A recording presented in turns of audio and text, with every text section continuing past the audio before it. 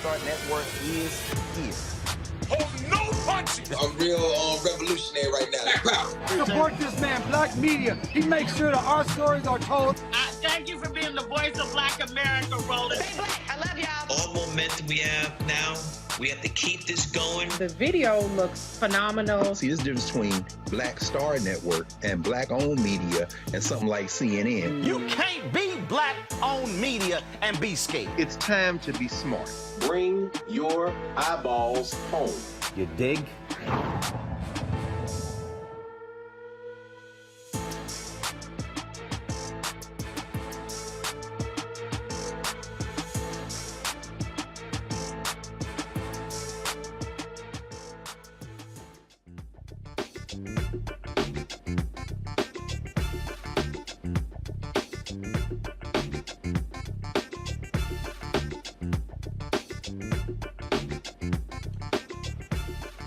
Today is Wednesday, May 4th, 2022. Coming up on Roland Martin Unfiltered, streaming live on the Black Star Network. Donald Trump's endorsement of an Ohio candidate put him on the general election ballot. Also, Nina Turner gets blown out by Chantel Brown in a rematch in Ohio. We'll talk about what yesterday's Democratic primary in Ohio, well, Republican as well, means for the midterms in November, and also other states that we're looking out for. All right, folks, we're talking to more representatives from the Poor People's Campaign about the importance of voting as they are getting ready for next month's Moral March on Washington and to the polls. Descendants of slaves in southwestern Louisiana get a key victory, allowing their legal challenge to keep a $400 million grain elevator from being built on the Mississippi River, known as Cancer Alley. We'll talk to the co-founder of the Descendants Project, who is fighting to keep another company from creating more toxic waste in Black communities. Also, a lot of drama happening in the Southwestern Athletic Conference. The SWAC says that a Black-owned media company cannot negotiate with Pepsi or others for media rights. Also, the Florida A&M athletic director suddenly resigns. What's going on in the SWAC? It comes down to money. I'm going to break this thing down with Scotty, the host of Off Script, a YouTube channel. Also, police officer charged with Elijah McClain's death wants a judge to dismiss all of his charges because the chokehold isn't what killed Elijah. And Tennessee radio icon Bobby OJ passed away today. And folks, I've been waiting a long time to get this week's Tech Talk guest on the show, the creator of Hoop Triggerz. Y'all go trip when we break this thing down. It's time to bring the funk on Roland Martin Unfiltered on the Black Star Network. Let's go. He's got it. Whatever the miss, he's on it. Whatever it is, he's got the scoop, the fact, the find. And when it breaks, he's right on time and it's rolling. Best believe he's knowing. Putting it down from sports to news to politics. With entertainment just for kicks, he's rolling. It's on go, roll, y'all. It's Roland Martin, rolling with Roland now. He's funky, he's fresh, he's real, the best, you know he's Roland Martin now.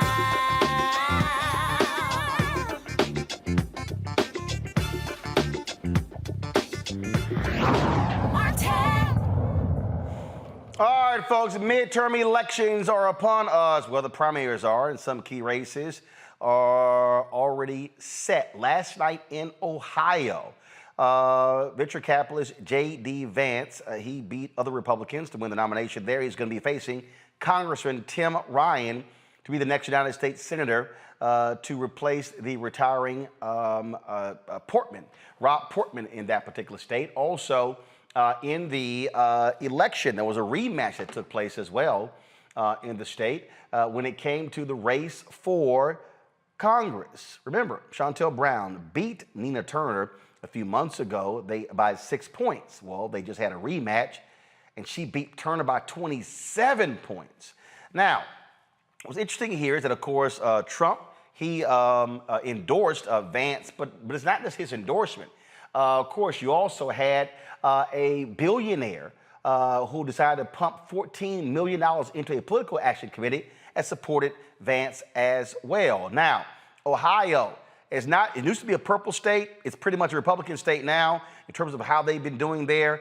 Donald Trump took a lot of those white class workers, winning by 450,000 votes against Hillary Clinton in 2016. He beat Biden in Ohio as well. But the question is, what can Dems do? Do they have a shot in Ohio? And then we have other primaries coming up. We've got North Carolina, we've got Wisconsin, we've got Pennsylvania, we've got Georgia. All these different primaries are coming up, getting ready for the fall. Now, a big issue that's also the unknown, the impending Supreme Court decision when it comes to Roe v. Wade. Already commercials are dropping, or social media commercials are dropping, dealing with that issue, plus the Ohio race. And so I want to play some of those for you. Let's play the Midas Touch one first. This is the ad that they put together. So let's play it. I believe the Constitution protects the right to privacy, and I have no reason or agenda to prejudge the issue.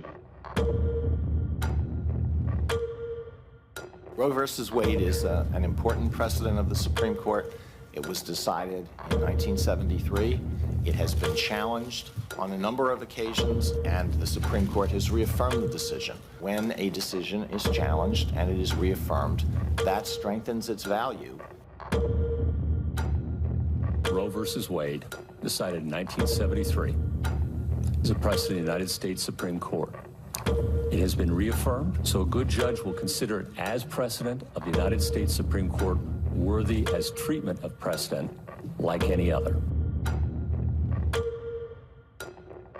As a judge, it is an important precedent of the Supreme Court. By it, I mean Roe v. Wade and Planned Parenthood versus Casey. Been reaffirmed many times. Casey is precedent on precedent. I do not believe that Brett Kavanaugh will overturn. Precedents Roe are overturned all the time. They aren't overturned all the time. He views precedent not just as a legal doctrine, but as rooted in our Constitution. Neil Gorsuch, for whom you voted, don't you think he's probably going to vote to overturn Roe versus Wade if given the chance? I actually don't. Roe is not a super precedent because calls for its overruling have never ceased, but that doesn't mean that Roe should be overruled.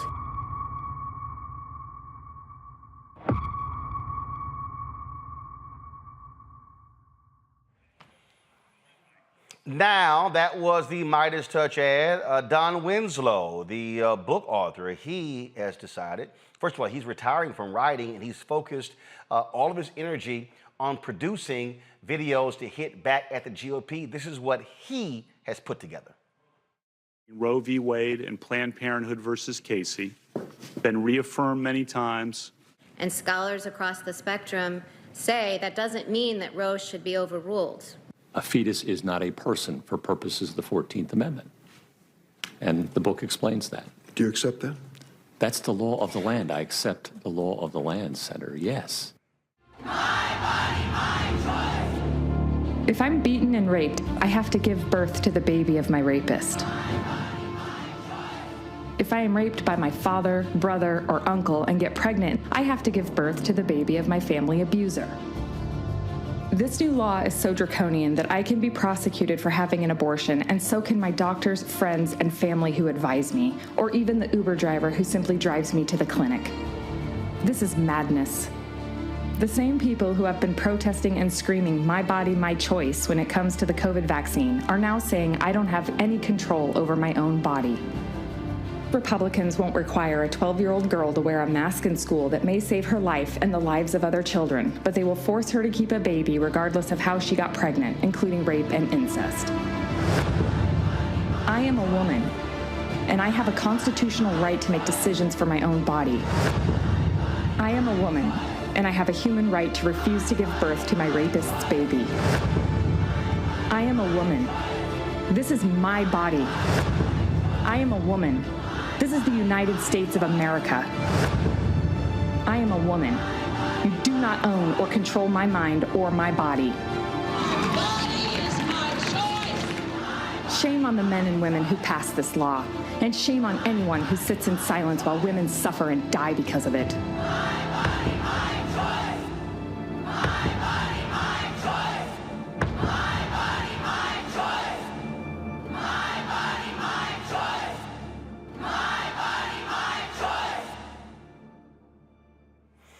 Now, those are, again, some of the videos that have already been put together when it comes to the issue of Roe v. Wade that is already circulating on social media.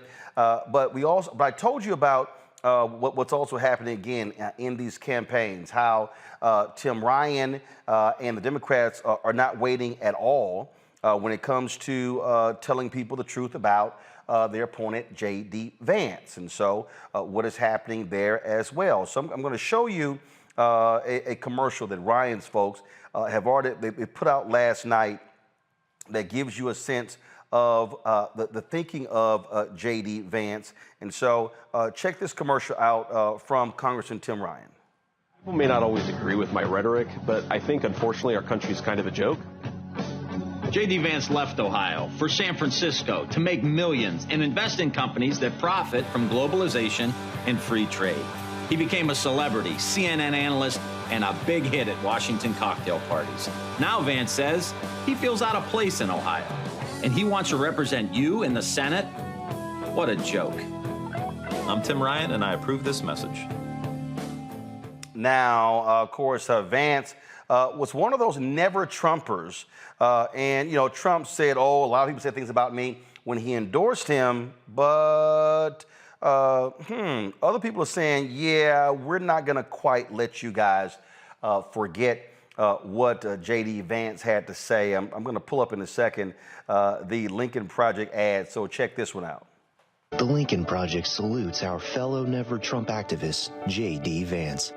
He led the way in opposing Trump in 2016, even calling Trump our Hitler. J.D. Vance speculated that Trump might be America's Hitler. Trump is the fruit of the party's collective neglect. I go back and forth between thinking Trump is a cynical a-hole like Nixon or that he's America's Hitler. Are you a racist? JD joined John Kasich as the only major Republicans in Ohio to vote against Donald Trump in 2016, and he boldly told the truth about Trump voters. We are, whether we like it or not, the party of lower income, lower education white people. Trump is cultural heroin. Fellow Christians, everyone is watching us when we apologize for this man. J.D. Vance is a multimillionaire big tech banker with a degree from Yale, our kind of candidate. He gets it. J.D. Vance for Senate, the Lincoln Project candidate. Again, folks, you're already seeing in terms of how the framing is shaping up and what is going on here. But I am going to just show you, again, one more Lincoln Project ad before I go to my panel. Watch this. One person coming in from China. It's going to be just fine. We have it very well under control. My administration will take all necessary steps to safeguard our citizens from this threat. A lot of people think that goes away in April. I think it's going to work out fine. We have it very much under control. We're very close to a vaccine. Because of all we've done, the risk to the American people remains very low. 15 within a couple of days is going to be down to close to zero. One day, it's like a miracle. It will disappear. And this is their new hoax. Unfortunately, one person passed away overnight. You take a solid flu vaccine, you don't think that would have an impact or much of an impact on corona? Anybody that needs a test gets a test. It will go away, just stay calm. I don't take responsibility at all. It's something that we have tremendous control over. We're not going to let the cure be worse than the problem. I hope we can do this by Easter. The CDC is advising the use of non-medical cloth face covering, so it's voluntary. You don't have to do it. Just minutes after a Fox News report on the demonstrations, the president began tweeting, "Liberate Minnesota, liberate Michigan, and liberate Virginia." And I see the disinfectant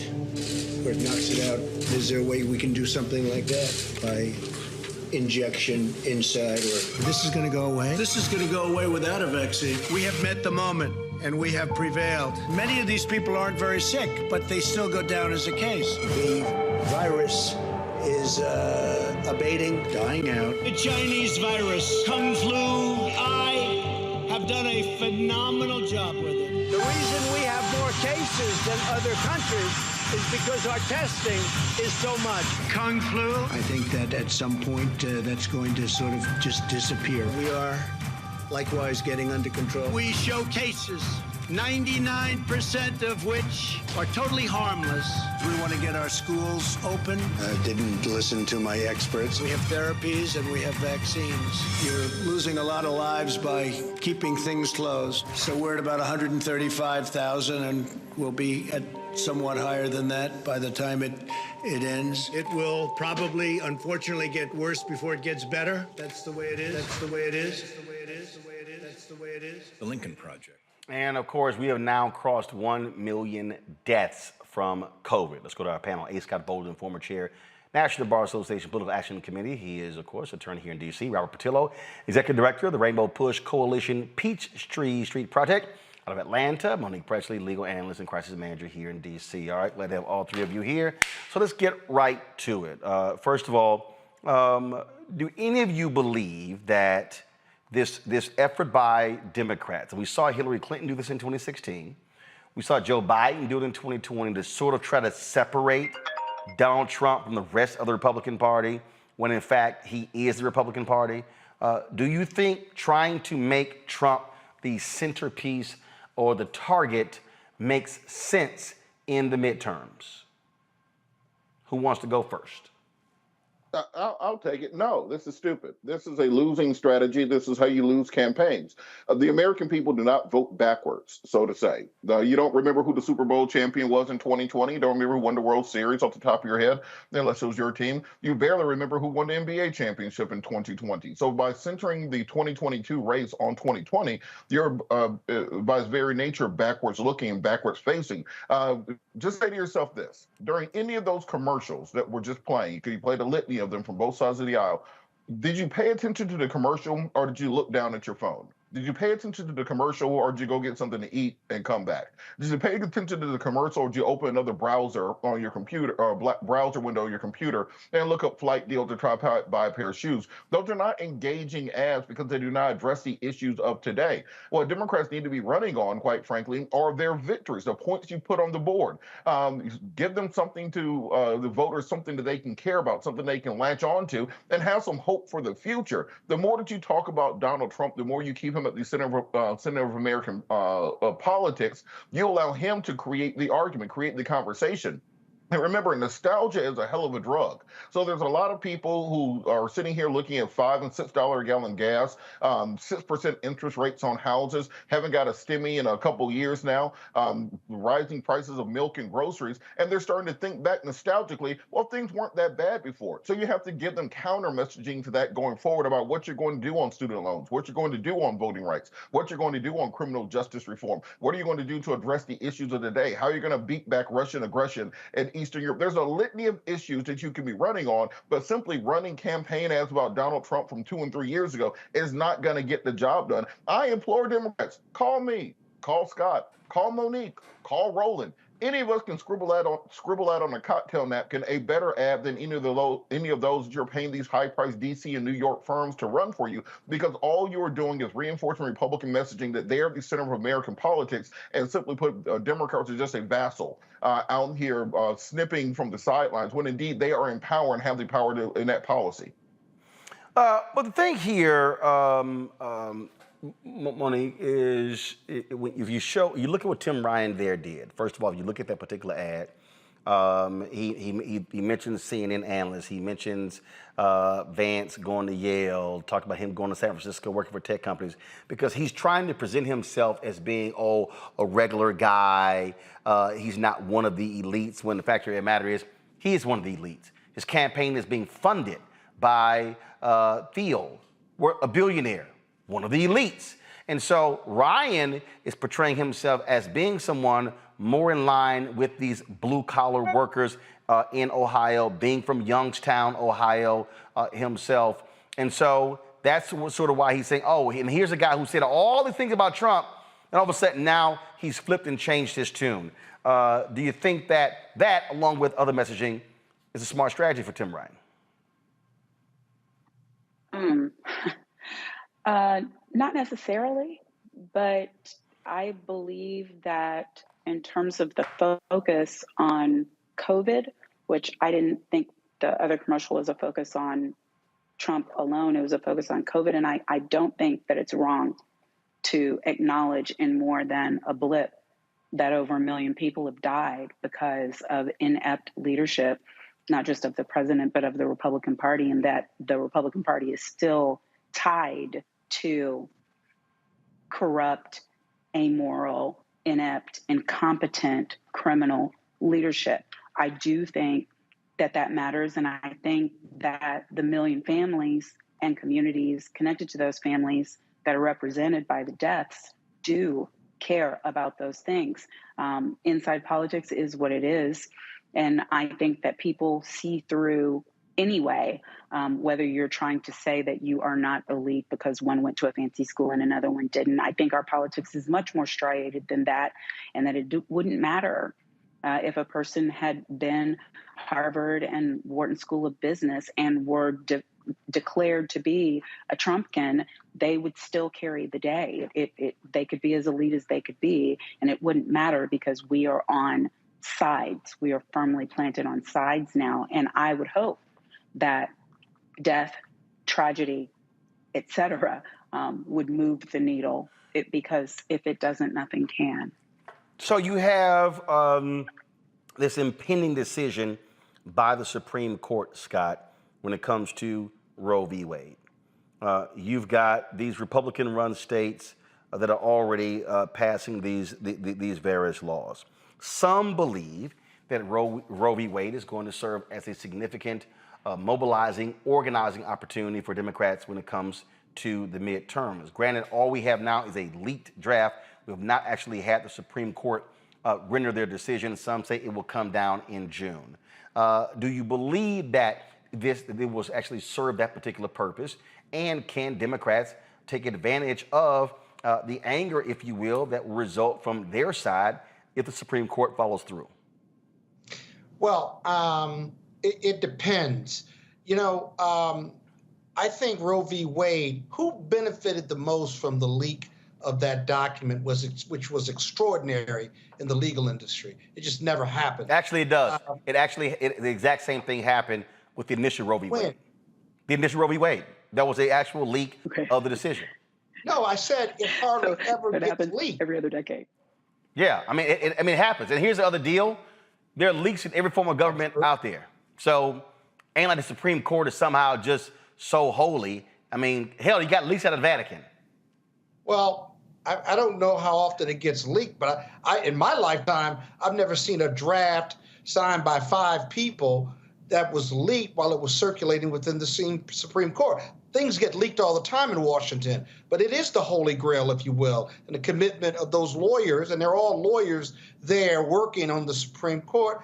I do think that's extraordinary. It begs the question as to who benefits most. The Democrats are going to be mobilized now because they see the writing on the wall. The Republicans are going to be mobilized because they see hope on the wall. But again, I don't think that changes anything until the vote, until the actual opinion comes out, because that draft goes through a lot of changes. I do think this: if Roe v. Wade is not reversed when they've got the votes, it'll be something close to it, whereby they just allow the states to rule the way the states want to rule, and they delegate it to the states and stuff, and that's the end of Roe v. Wade anyway.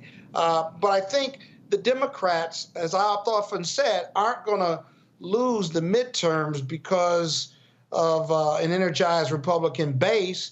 They're going to lose because their base isn't energized, because they haven't delivered on the political promises to their base. Sure, a lot of women will be up in arms and fighting for the elections and the midterms, but the Congress won't have anything to do and can't change anything, at least not before this decision comes down. What they can do is overrule it, and whoever wins Congress is going to be in control of that. And I just don't think the Dems have done enough to energize their base to win the midterms in 2022. Well, but that puts a point, though, is, again, it still can serve as in a way, to rally the base, Robert, if you obviously message it appropriately, but also if you actually mobilize really what should operate as the future of your core votes, that is young voters. But the question that still stands out here is when you're talking about trying to win, you're going up against headwinds, obviously. But to me, there is an opportunity, but you actually have to do it. I think one of the things that people are saying is they want to see some level of fight out of Democrats. You don't want to have this constant drumbeat of, oh, we're going to lose, we're going to get crushed. You see these stories in Politico and Axios, and let's just be clear, the average person is not seeing those stories, but people also want to see folks who are going to fight. And I think that's what these Democratic candidates are also going to have to showcase when they are running in the fall. It's a good idea in theory, but it depends on what you think the Democratic base is. Because Roe as an issue in large part motivates a very particular class of middle class white women who fear that their rights are going to be taken away and trampled. Our question has always been and remains, well, where the hell were you at when we were fighting for voting rights? Where were you at for criminal justice reform? Where are you at for the other parts of the Democratic agenda? That we're all allies here, if we're all working together.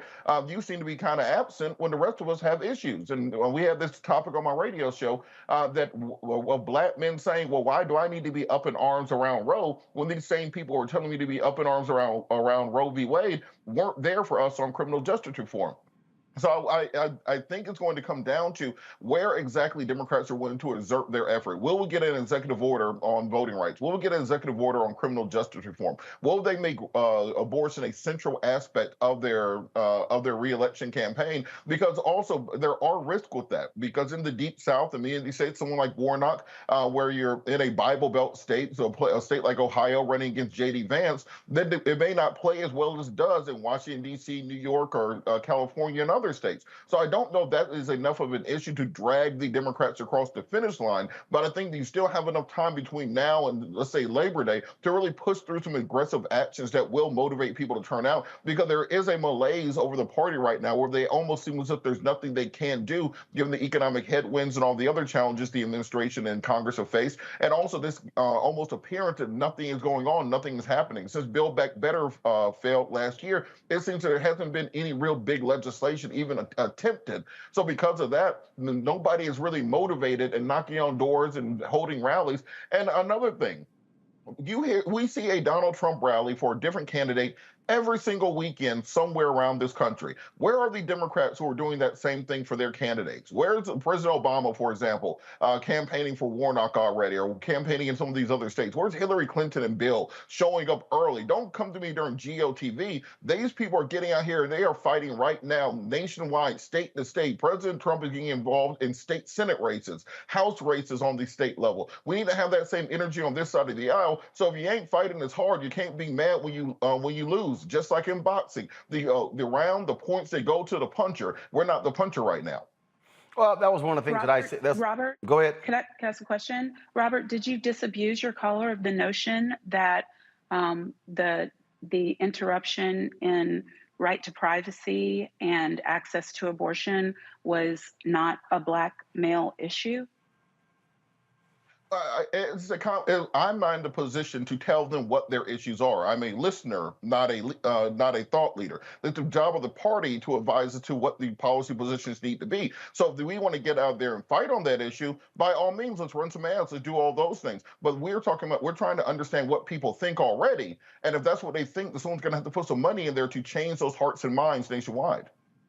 No, but I thought you said that he asked why he should care because they don't care about our issues. And I thought maybe you would have answered and said, a disproportionate larger number of Black women get abortions than any other race, and that we are more likely to die in poverty and lack of quality access to health care when the abortions are not available in red states and we don't have the money to cross state lines to get them elsewhere, and we are more likely to die being forced to stay pregnant because Black maternal health care in this country is crap.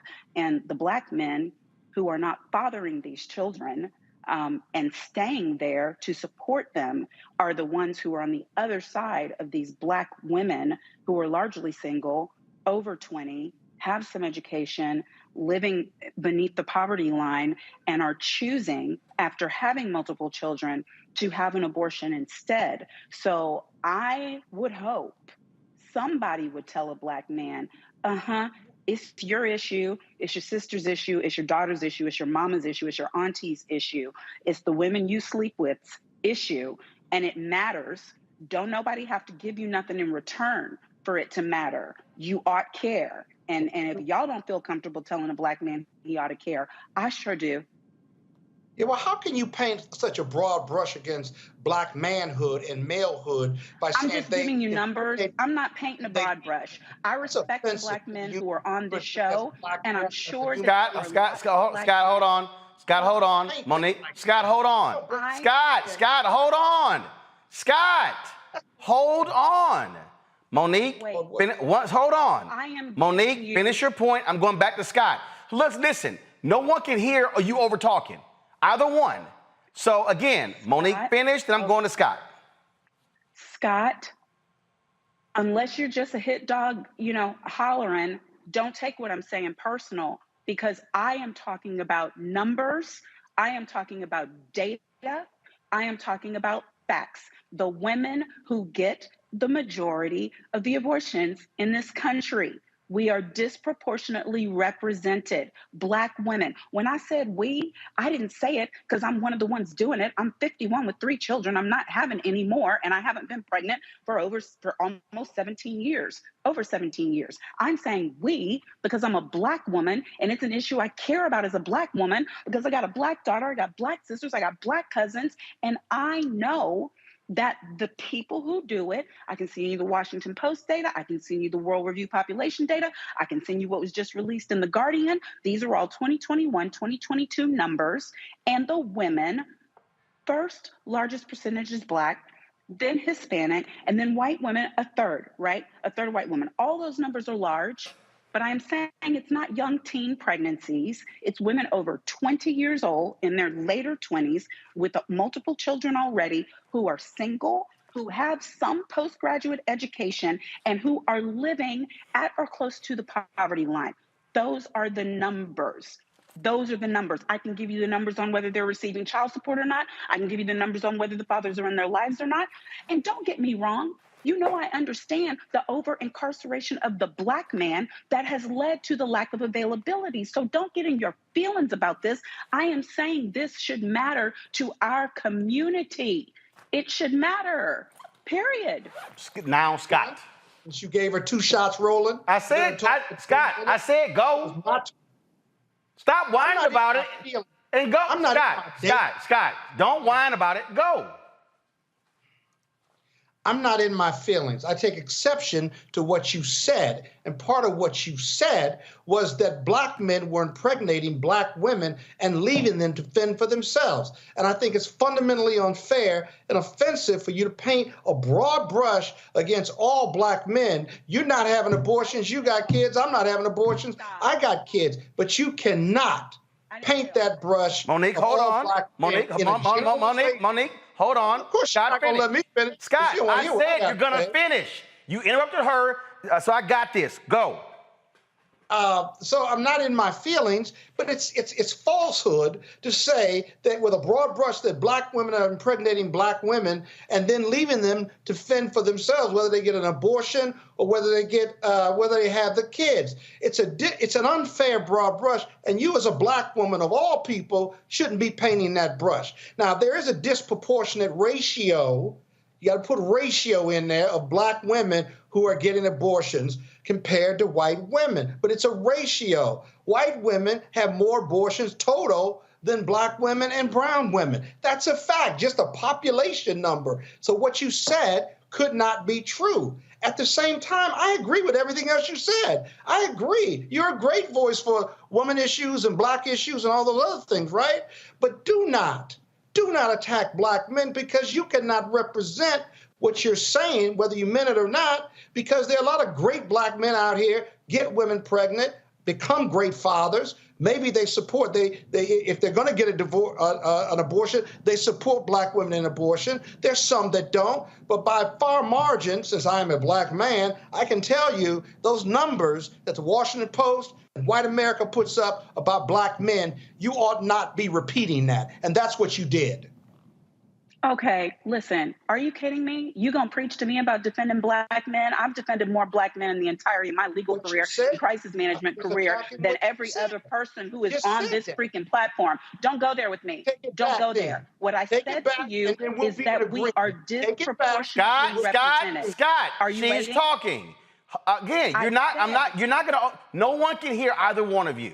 So, Scott, you finish. Monique talk. I come back to Scott. Go.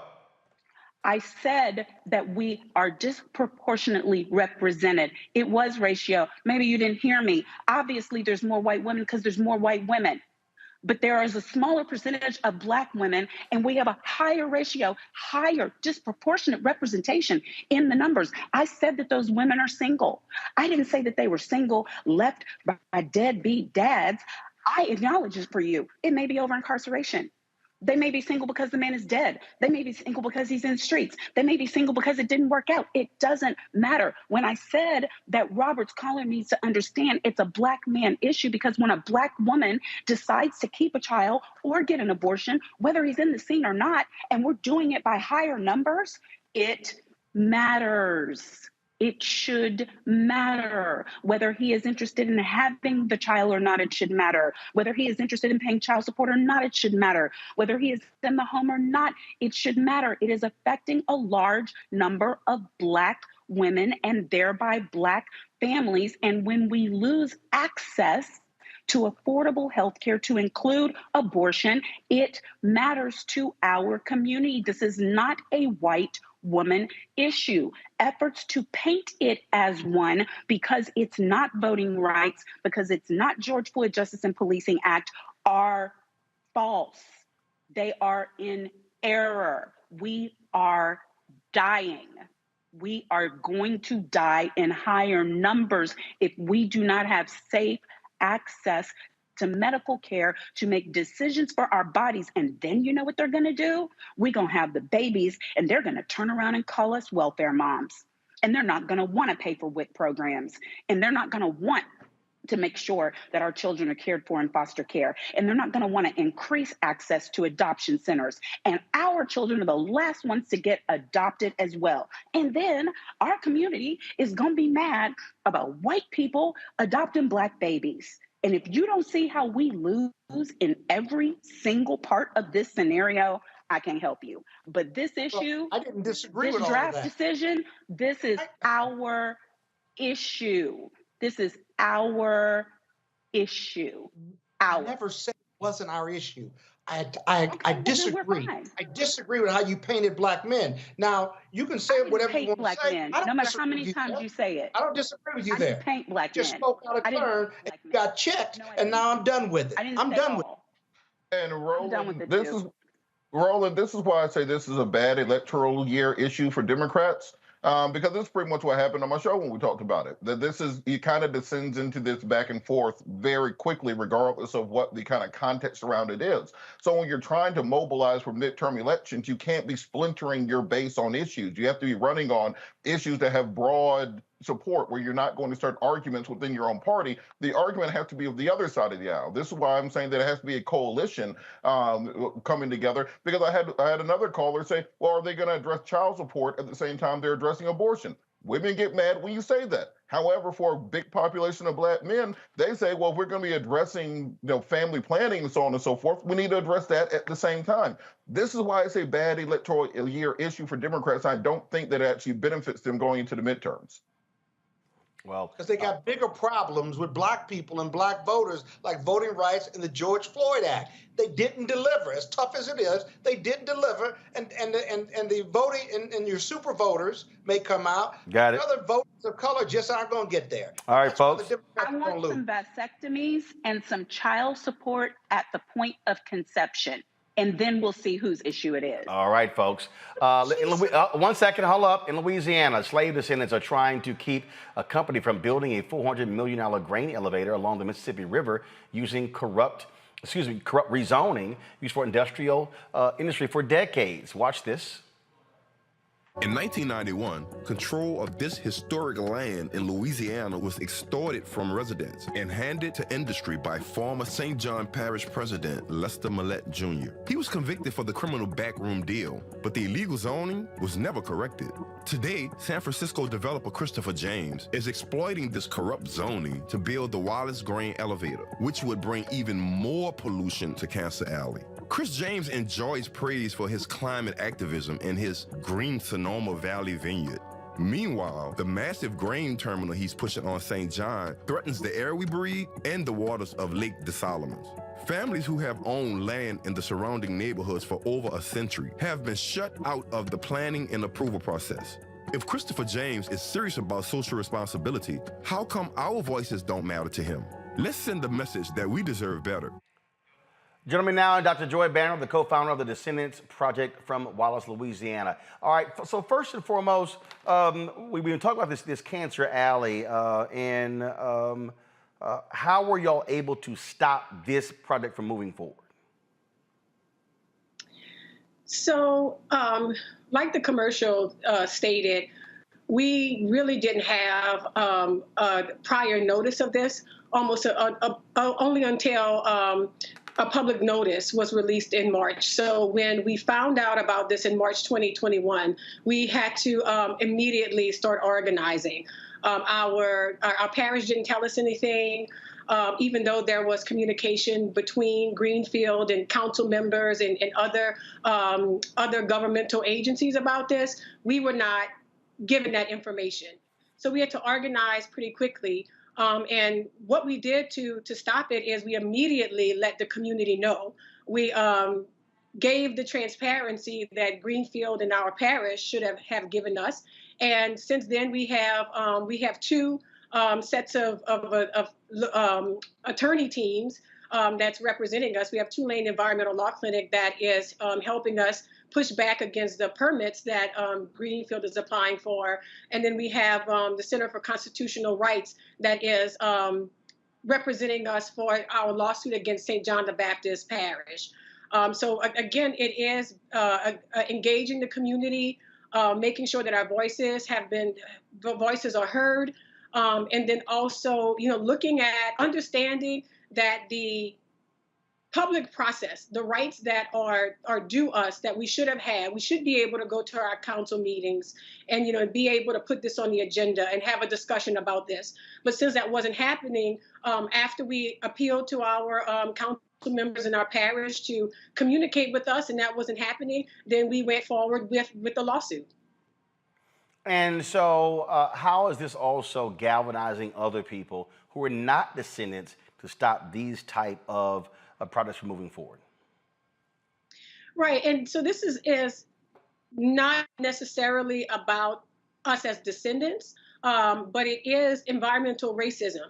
So the reason why we center the descendant community so much is because we are in, Louisiana's Cancer Alley, which is also the same geographic area as plantation country. So we have, along the Mississippi River outside of Louisiana, outside of New Orleans, there were hundreds of plantations that were there. And after emancipation, you had still these, tight networks of people that were enslaved on these plantations or ancestors that were enslaved that ended up locating right next to these plantations. And so that's why the fact that we are a descendant community is something that is not unique to our small community, but is, representative of so many people along, that 83-mile stretch of river that's known as Cancer Alley, and that we're predominantly Black. And so this is, environmental racism. I also call it environmental classism because I think people see certain communities and believe that we're not able to fight back. So, and so what's next for you? So at the moment, we are waiting, for the response from the judge who denied Greenfield's motion to dismiss our case. And we are definitely looking forward to being able to have this case heard and the merits of the case to be discussed. There are so many contradictions in the zoning, which is there to protect us and to protect public safety. And it is very, very discouraging. It's very frightening that the parish, even though we have pointed out, via their own information, that we have so much inconsistencies in the zoning, in the buffer zones that are supposed to be designed to protect us, that there's so many that's conflicting information. There's erroneous information. There are things that are against what our ordinances say they should be, and so our safety is at risk. And so we are looking forward to that all coming out in the court. All right, then. Well, look, we surely appreciate it. Keep up the good fight. Thank you so very much. Thank you. All right, this issue, folks, is the type of issue the Poor People's Campaign has been working on for quite some time. In fact, Reverend William Barber and others have actually been there to Louisiana's Cancer Alley dealing with this issue. On June 18th, the Poor People's Campaign and low-wage workers are going to actually be in D.C. for their Memorial March, addressing this issue and so many others. Joining us now is a member of the Apache Stronghold community fighting to protect their holy land. And also joining us is Reverend Liz Theo Harris, co-convener of the Poor People's Campaign. So I want to thank both of you here. Is Vanessa Nosey? Vanessa Nosey, glad to have you here, Vanessa. Yes. And Reverend Liz Theo Harris, glad to have you as well. Vanessa, what you just heard there is similar to the battle that y'all are engaged in and others, that like here you are fighting and battling, and you're not getting lots of media attention. You're not getting lots of broad coverage, but these things still matter to affected people.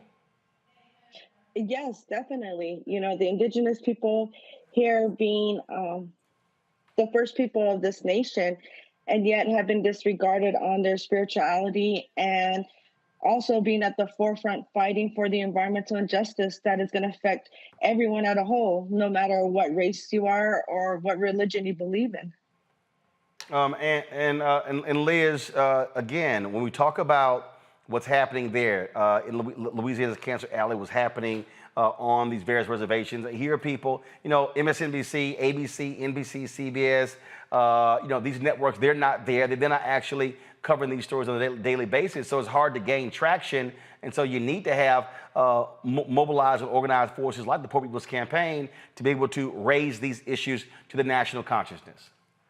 No, that's exactly right. I mean, and you have powerful heroes and heroines, fighting these battles, whether it's in Oak Flat with the Apache Stronghold or whether it's Rise Up St. James in Cancer Alley, and these amazing, grassroots efforts of people impacted who, are declaring that victory is going to be mine, and keeping on organizing, keeping on coming back, and these especially powerful women leaders, but poor and impacted folk, making sure that the nation and the world pays attention to the pain, but also the power coming out of these communities.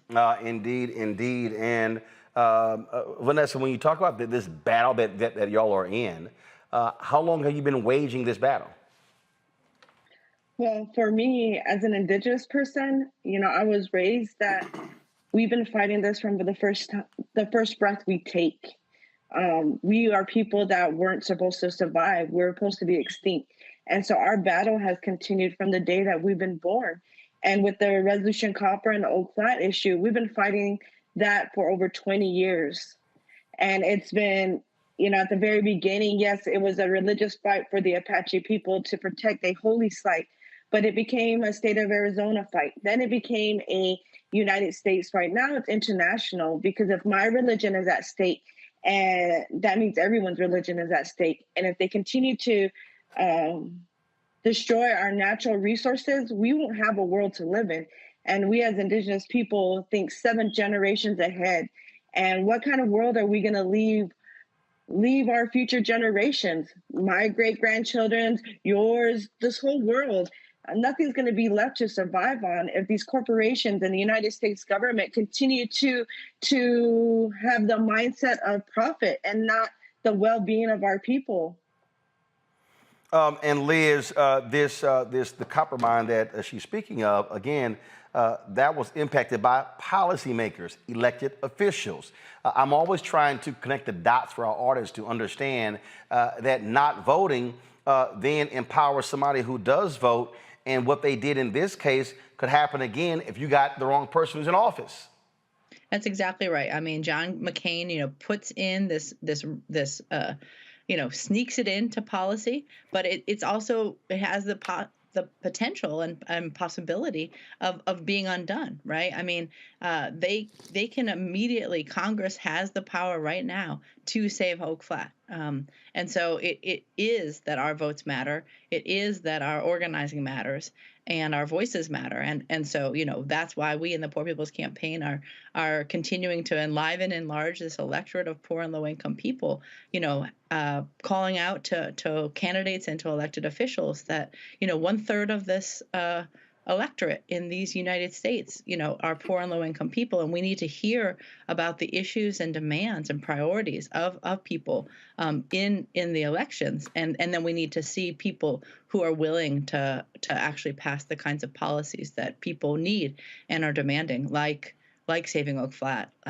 like regulating Cancer Alley, like passing a child tax credit, and lifting up families in West Virginia and Alabama and Pennsylvania and all across the country. Questions from our panel? Monique, you're first.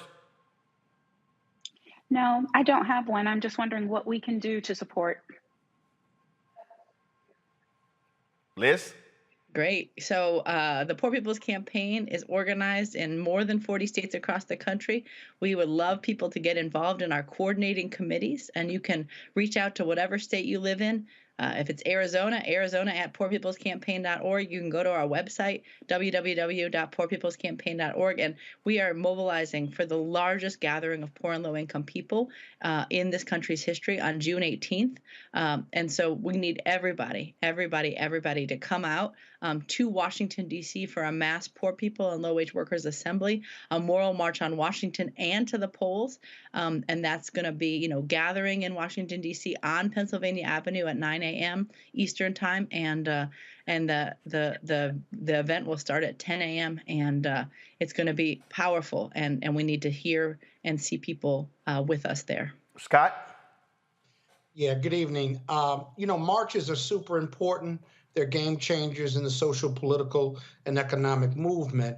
But I've always believed that the showing of a strong march and a strong presence should lead to the follow-up and the real hard work that comes after that. Once you do this march, let's say you have 1 million people show up at the march, powerful speeches, the political arena, Republican and Democrats, not only see and hear you, but what happens next? What is the work that needs to be done post-March to really make this not only effective, but deliver the results that America needs to service or serve those 140 million people who are either low income or have low wages? Vanessa first, then Liz. Vanessa? Well, one, it's, to talk about for Indigenous people, and I think it's a part of healing for all people, is to talk about the deceit on how America was founded.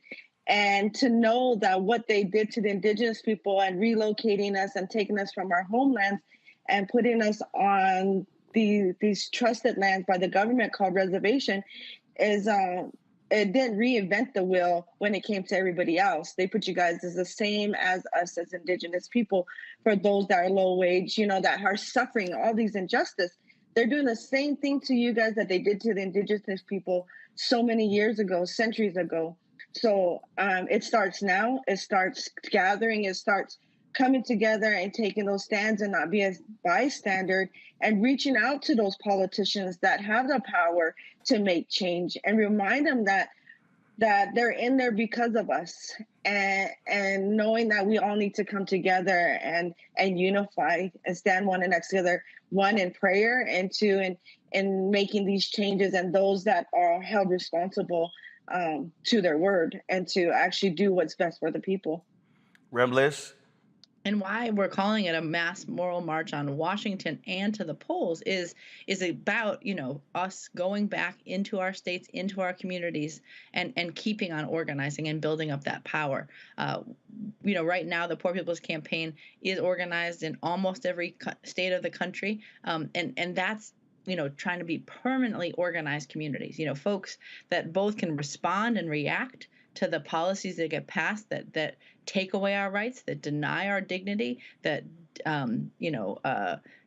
try to take away our health care or wages, but also so that we can be organized and unified and coming together across all the lines that divide us, to be able to demand all of the priorities of people, that 140 million and all the different groupings that make up that group. And so that the whole idea of a moral march on Washington is then to go back and if we listen to the words of Dr. King from the March on Washington in 1963, we often, just pay attention to the stage and even to the crowd. But the message there was go back to Mississippi, go back to Alabama, go back to Arizona. And that's exactly what's happening. We're going to be nationalizing these state-based movements and keeping on pushing from the ground up. Robert. Thank you. I would love to connect with you guys after this and see what we can do together to coordinate on these issues. I'm from Columbus, Georgia. The reason I mention that is Columbus is located in Muskogee County. Our high school mascot was the Kendrick Cherokees. Our baseball team was the Columbus Red Sticks. Anyone who knows American history knows that it's ground zero for the Trail of Tears. America has a long and sordid history of the destruction of the indigenous people of this country, which continues until this day. Having Democrats in power in the House, the Senate, the White House, who are the federal officials who have been the most supportive, and who do we need to be reaching out to pressure while Democrats still have a majority in the House and the Senate to work on these issues and actually make some progress? There's one thing to have marches, it's another thing to have people who are willing to sponsor legislation in the House and the Senate, people who are willing to put appropriations into bills, people who are willing to really go to the mat to fight for the community. Vanessa, you want to go first? Yeah, Congressman Raul Grijalva has put in the Save Oak Flat bill in the House, and then we have Senator Bernie Sanders, who also has one in the Senate. So they have been our biggest, I guess, on the political level, pushing to return what Congress did to us back in 2014. And so we're continuing to ask everyone, no matter where you're at, is to reach out to your congresspeople, to reach out to your senators, because it does need congressional decision made to overturn them from destroying our holy land, Oak Flat. So we have the two both in the House. There is a bill in them. Now we just need them to push it. Now we need them to vote on it. Now we need them to actually make that change and acknowledge the indigenous people. Oak Flat set such a precedent, not just on a religious genocide, but also on environmental injustice. And so many people and so many towns and cities are going to be heavily impacted with such an environmental destruction. But also, if Arizona goes through with this, that sets the precedence for the whole United States. So please, that's where we're at, along with the Poor People Campaign being such a big support on getting those politicians to recognize us and asking them to support the Save Oak Flat Act. And what as a whole across the states the Poor People's Campaign has done is indeed worked with different congresspeople to introduce a resolution. We have a third Reconstruction resolution fully addressing poverty and low wages from the bottom up. That was introduced in this congressional session, and it's about trying to win more and more of our congresspeople around the needs and priorities of the 140 million. We have demands around Oak Flat in there, but around voting rights, around many of the policies and legislative suggestions that could really address things. I mean, we have been trying to push everyone in the House, in the Senate, in the White House, but especially focusing on Congress, to protect and expand voting rights, to pass and extend a child tax credit and invest economically in our children and our elders, in healthcare, to have climate resilient jobs. And we've seen Manchin and Sinema and a whole bunch of Republicans blocking all of the things that actually the vast majority of Americans are wanting. And so we've been trying to keep up that pressure. And now we will keep on, in these midterms, making sure that candidates know how important it is to actually pass policies that lift from the bottom so everybody can rise. So we've been able to work with the Progressive Caucus and the Black Caucus and many of different gatherings and groupings of politicians. But our movement is a movement of the people. We never actually endorse candidates. We're not partisan. We're deeply political, and we make sure that those demands, those solutions that are out there, that are at hand, are out in the public square, and pushing our politicians to actually pass them and protect the rights of the people. Then Vanessa, Reverend Liz Theo Harris, we certainly appreciate both of you coming on, and we'll all be getting ready for June 18th. Awesome. Thank you so much, Roland. All right. Thanks a bunch. All right, folks, got to go to the break. We come back. We're going to talk SWAC, television deals. Out. What's going on with what many call the premier conference for HBCUs? We'll discuss that next on Roland Martin Unfiltered right here on the Black Star Network.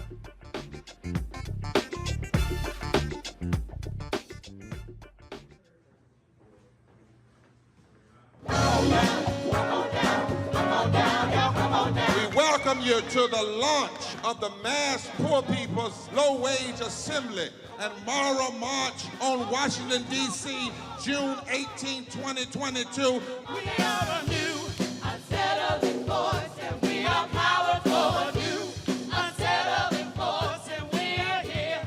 We're rising up to demonstrate the compelling power that we, poor and low-income people, have to reconstruct society from the bottom up. And we need to do it with the loudest voices possible, the biggest actions possible. Because we know that there is no scarcity in this land. The only scarcity is the moral will to do what's right. Hold on, just a little while longer. We are those with sub-minimum wage jobs who can't afford sky-high rent. People with disabilities are the fastest growing minority group. It's crazy to me that in 2021, it's still legal for workplaces to pay a sub-minimum wage to people with disabilities. There are still so much trial and tribulations that we go through as Indigenous people. We can't get a decent wage to sustain ourselves, nor can we get adequate housing. Veterans across this nation say enough is enough. We can't pat essential workers on the back on one day and then cut their health care the next day. Health is a political choice. What more do I need to do to prove that my voice is just as valuable as anyone else's?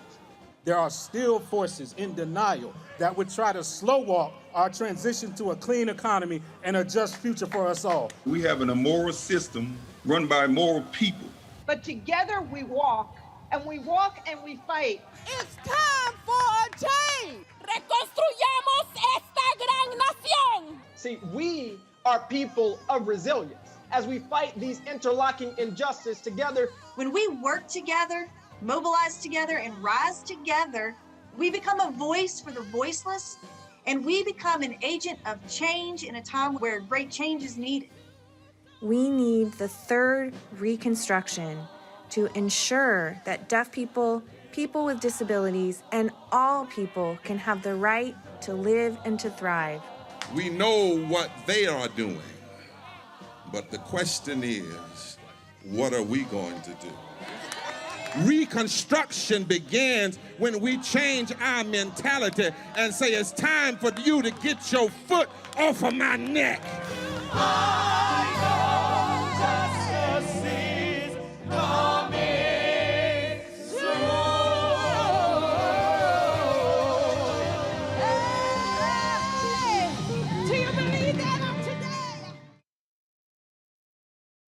So do me a favor and think for 1 second about your mother. What comes to mind? Probably too many things to comprehend right now. Our moms, whether they're with us or not, are still probably the most impactful person in our lives. On the next A Balanced Life with Dr. Jackie, a tribute to our mothers. You won't want to miss it here on Black Star Network.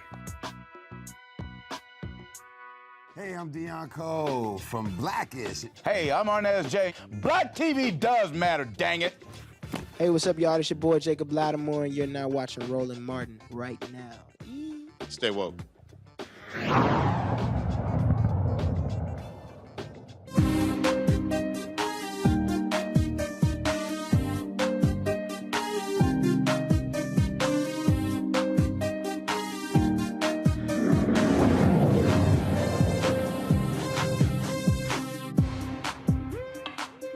All right, folks. So a month ago, I told y'all about the need for HBCUs to better monetize their content.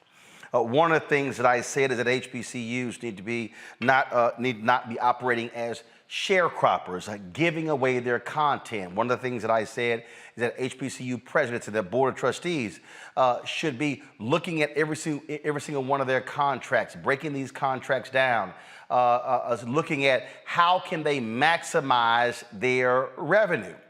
And so one of the things that's been happening is we've had lots of conversations with regards to the Southwestern Athletic Conference, and we talked about a month ago announcing a deal with Byron Allen's HBCU Go with regards to airing SWAC games, but we haven't got any details on what that contract is, which is sort of weird because if you look at the other major conferences out there, not even the major conferences, the mid-major conferences, whenever they sign new television rights deals, they announce the terms, how much they're getting, things along those lines. But also what has been happening when we've seen this, we've also seen this back and forth, and we've seen some drama at Florida A&M, which recently joined the SWAC conference, announcing their athletic director was resigning abruptly, and allegations, whispers coming out that, he had signed deals without university knowledge with regards to with a black-owned media company, Urban Edge Networks. Full disclosure, Urban Edge Networks handles the third-party sales for us at the Black Star Network. And so we want to talk about this here. And one of the folks who's really been breaking this thing down is Scotty, host of Off Script. Of course, you see his YouTube show. Folks, you check it out. He's there daily. He joins us now from Atlanta. And Scotty, this has really been an interesting conversation back and forth because when it was announced that Urban Edge had launched this digital channel with Grambling, gave them their own channel on their app, HBCU League Pass Plus, and they were doing the exact same thing with Florida A&M, then the SWAC, the commissioner, came out and said that they couldn't do that. They couldn't do any of these things along those lines. You've been talking about this for quite some time as well. So just share with us just what jumps out at you on this whole back and forth with Urban Edge Networks, but then Byron Allen's HBCU Go, and then saying who can and cannot do what when the SWAC's own rules don't necessarily preclude that. Appreciate you for having me on, Mr. Martin. Big fan. But you're absolutely right. It's a lot of back and forth going on between FAMU, SWAC office, and other HBCUs. But the biggest thing to me is that there's no clarity in whatever the commissioner's saying or what he isn't saying about the actual media deals that ESPN has for exclusivity for the SWAC games. And then on top of that, the secondary rights that these other companies can come in and they can promote and they can sponsor games and do that thing and do those as well. So let's hold right there. So the SWAC has a deal with ESPN to air SWAC games. As I said, normally, when we look at these announcements, normally we see a big press release where the conferences tout this 5 or 7 year agreement. Has the SWAC ever done that? Do we even know how long and how much the SWAC gets from this ESPN deal? Negative. I haven't seen a deal. I haven't seen a number. I've always heard the terms of how long it can be. It's usually a 5-year deal, but there's usually no numbers. Any research I've done does not include numbers on what ESPN is actually paying the SWAC. It's probably the most secretive deal that I've ever seen when it comes to TV media deals in a conference in hand. And here's a perfect example, okay? So this is July 24th, 2018. This is an ESPN press release. ESPN extends agreement with Big South Conference, will become exclusive media holder through comprehensive rights deal. And when you see this, it says in here how long the deal is, how many games they're talking about, all those different things. Now, in their deal, it doesn't say exactly how much, in the press release, it doesn't say how much the deal is worth. But when we've seen other announcements, SEC, Big 12, packs with other conferences where the terms and the amount was actually released. Absolutely. But when it comes to the SWAC, it's hush. It's mum, when you're asking about it, or a lot of schools probably haven't even seen their contracts to even know their percentage of what they're getting back. They were just now getting payouts recently from what the SWAC conference has brought in as a whole. So the TV deal isn't to the extent of where they're paying out their members to a high level extent, to where you're getting, your Texas A&M grads and SEC getting millions upon dollars. Well, the SWAC they're not necessarily looking for millions, but they're looking for something. And for having a school to get $15,000 or $20,000 payout for 12 people, I mean, that's like tax return money. It shouldn't be happening to a premier program of HBCU football. And so let's talk here about, when we begin to talk about in terms of when you say what's going on here. So there was this sort of back and forth between the SWAC when Urban Edge Networks announced they were doing this Grambling channel and this Florida A&M channel. So walk us through that. So the back and forth is this. So when it started, you had FAMU's AD simply saying that they made the announcement. They had a press release saying that, hey, we have now signed with Urban Edge Network, HBCU Leagues Pass. You can catch our games. Then maybe about three weeks to a month later, you hear that the HBCU Go deal is in process or in works with Byron Allen to cover all media content within the SWAC. Well, that doesn't really partner up, because you can't, if somebody's already in agreement with one school to have their games, that means whatever HBCU Go is, they have to talk to that school to say, hey, you have this deal with this school, we have this deal with the SWAC, what games are available for us to stream? But then on overarching the whole thing, everybody says ESPN has exclusivity. So it's all confusing. You're saying, okay, so individual schools can stream their own games. Then FAMU goes and gets a media company to stream their games. But then all of a sudden, ESPN is exclusive. There's so much to this triangle and to this love affair of what SWAC can and can't do, that there's a little ambiguity in it as well. So Courtney Gosha was the athletic director for Florida A&M. And abruptly, a couple of weeks ago, it was announced that he was leaving immediately. Like, anytime you see that happens, you say, "What, were you fired?" or what actually happened here? And so when that came out, then we start seeing these stories on different blogs where they begin to say, he signed contracts and the university didn't know. A lot of people may have seen the Florida A&M NASCAR car that was wrapped in FAMU's logo, and some of the HBCUs as well. And in fact, and so those were happening. And so what was interesting about that is this, what we saw. And first of all, let's be clear. Florida A&M, to my understanding, and please let me know, they have not actually had a news conference or a statement explaining why their AD all of a sudden is out the door, correct? Negative. They have not had an official statement or official press conference. But on the same token, you know, this is the reason the documents in the contract was supposed to be the reason why he is being let go, to say he didn't have the authority and he overstepped his bounds to do so. But clearly in this contract, you can see at the top, on your top right, is that's the FAMU president. Underneath of him is the former AD Gaucher, and then the VP of admin. And then next to that, you see Peak Sports Management, which made the deal with FAMU to have the rights to license their image. And that's when you see them on the NASCAR and things like that, because that's really where Urban Edge partnered with. Where right here is with Peak Sports. So they didn't have to go through FAMU to do anything. They partnered with Peak. They gave Peak gave Urban Edge the license to do that, and then that's when you have the deal come about. So I'm gonna walk onto the TV over here. So again, all of this talk that you heard about he negotiate. So Urban Edge signs the deal with Peak.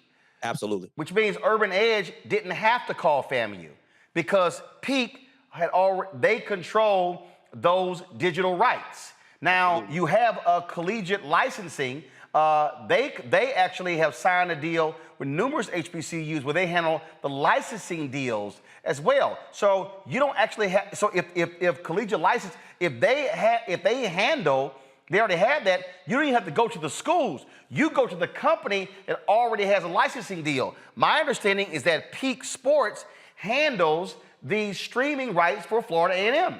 Absolutely. And the contract that you have on the screen right now is what we're talking about. You see Larry Robinson, you see Courtney Gaucher, you see Allen Robinson, you see all these entities that have to approve this deal to Peak Sports to even have the say-so to even give their rights over to Urban Edge to allow them to do so.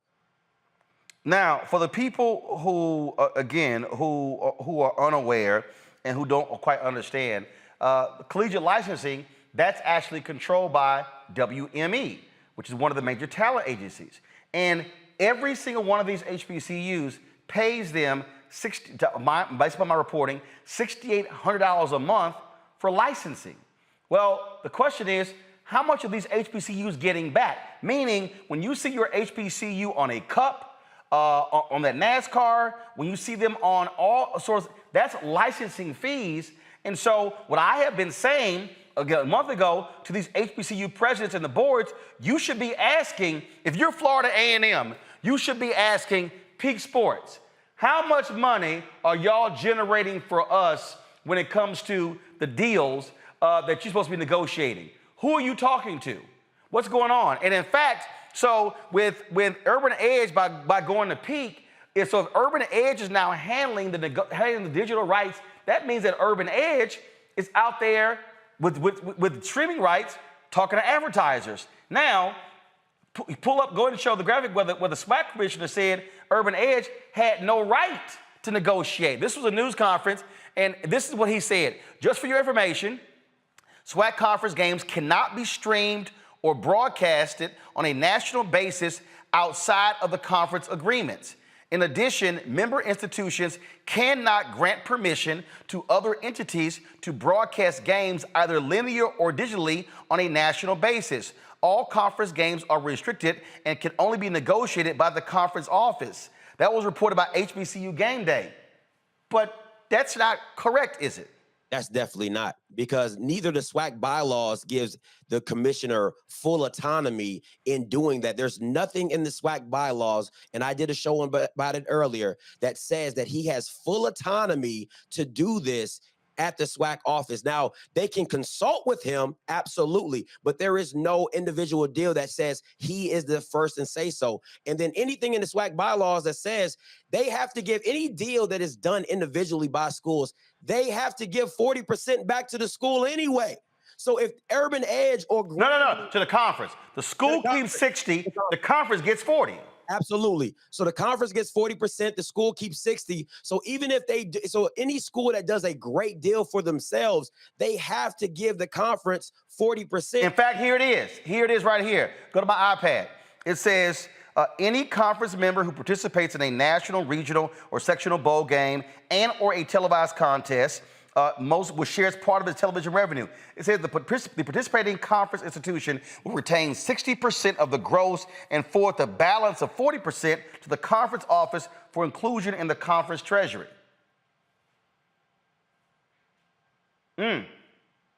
That's sort of confusing there, Scotty.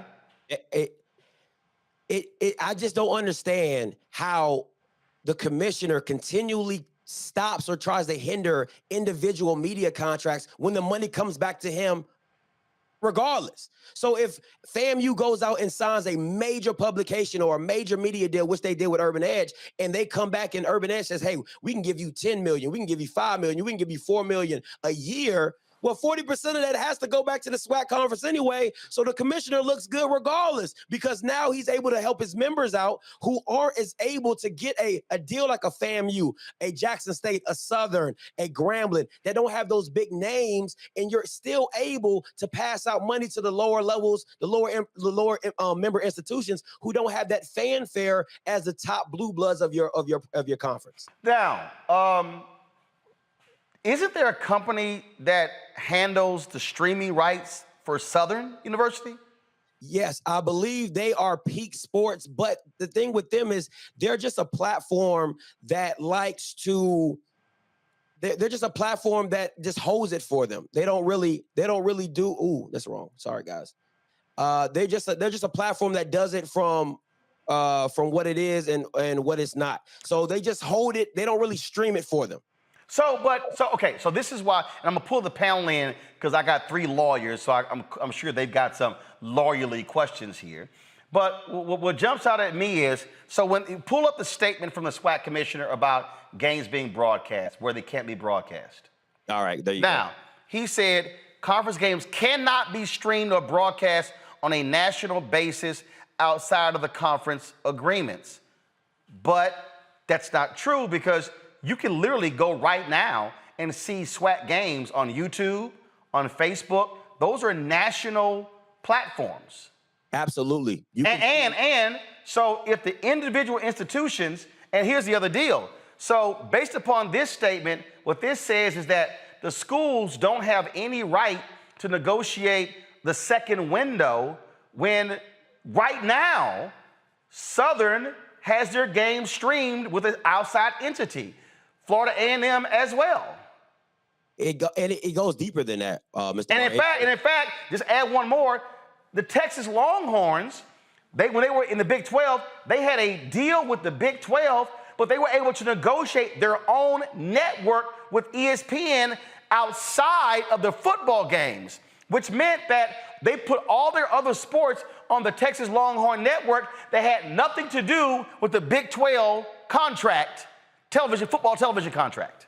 Absolutely. So now you're getting to the nuances of what everybody's trying to say, like what you can and can't do. Well, Alcorn is showing their games on their website. Mississippi Valley, they put their games on YouTube. Alabama State, they put their games on YouTube because ESPN is not broadcasting all their games. So there are secondary rights that are just out there that the schools are already doing in place. I believe the only reason that there's no big issue about it is because they're not getting a very deep amount of money. They're not getting a uber amount of money to have their games on YouTube. They're not getting an uber amount of games to have their games on their own networks, on their own TV, on their own school networks and school shows. So you're kind of in a catch-22 when you're saying, okay, I can only control everything, but then when you look out into the masses, you're not controlling anything. I'm gonna bring in Monique, Robert, and Scott here, and this comes down to me, Robert, about the money. And what I keep arguing, what I keep saying, what I have been saying to the various HBCUs, to presidents, they should be looking over every single contract and saying, who are we giving our rights to? Who's controlling our likeness? How much are we making? The SWAC commissioner announced last year was the first time they actually had disbursement. They had been losing money. Here's my whole deal. if you have opportunities to actually, if you're the university, to take your content and to create your own channel, and then, perfect example, when I went to Grambling, Robert, Grambling has a channel on HBCU League Pack Plus. Guess what? Grambling should have been carrying my speech on their channel. They should be looking at everything on their campus as content. That's what they should be doing. Robert, go ahead. Yeah, on that point, have they compared and this is a question for both of you, have they compared what they're trying to do there in the SWAC and another conference, just shout out to the SIAC, to what's going on, let's say, in the SEC and their deal, or the Big Ten and their deal? Why does it seem like they're trying to reinvent the wheel when the other larger conferences have already done similar things? What is actually the driving force behind them not just copying the models that are working in the bigger conferences? Yeah, of course. They want to do that, but the reality is the big TV dollars comes with viewership. And if you don't have the viewership, you're not getting that. Well, one of the biggest complaints from HBCU fans is not just the game, they want to see the halftime. Well, guess what? When you're watching the game on ESPN, they ain't showing the halftime. And so I made the point that if you're at HBCU, why in the hell are you not streaming your own halftime if that's what your fans want to see? And again, here's the other deal. Where are your games being shown on ESPN 1 or 2? The answer is no. So where are they showing their games? On ESPN Plus, a digital streaming channel. So here's the question. How much money are you getting from the ESPN deal? How many people are watching? Are you getting a cut of the ad revenue? Guess what? If you're simply being shown on ESPN Plus and all you're getting is visibility, well, hell, you might as well say, I'll create my own channel. If I sell it to 5,000 of my fans for $4.99 a month, I get all the money. That's what it boils down to. And so this is the thing that I have been saying, Scott, you represent NNPA. Scott, I've been saying this to black institutions. We have got to begin to operate differently. We often talk about how we don't have this, we don't have that. But Scott, part of this deal also is our black institutions are not negotiating properly when it comes to the value of our content. And then if somebody offers us small money, it's like, well, that's all we can get. No, you can get more. So that's why I said, in terms of, okay, I don't know what the Byron Allen deal is with HBCU Go. Okay, is it $1 million a year? Well, guess what? If it's $1 million a year, listen to it, if it's $1 million a year, you got, what, 12 SWAC schools, Scotty? Yes, sir. Okay, so you got 12 SWAC schools. Well, the conference is going to get a big cut. So at the end of the day, how much is going to the school per year? What, $60,000, $70,000, $80,000 per school? That ain't a lot of money. And so what? You're saying that they're going to show all of the SWAC games? You're giving all your content away? Again, it sort of boggles the mind. I just keep saying we've got to be smarter when it comes to how we monetize blackness. Scott, go ahead. Well, it's a little bit more complicated than that. I've listened to this conference. No, it ain't that complicated. Yeah, it really is. And it really isn't. Yeah, it really is, Roland. So, for example, knowing your value. I agree with you that institutions, black institutions, have to know their value. But what's the review? What's the relevant review of your value is viewership and whether people are willing to pay or not. Only in terms of televising games.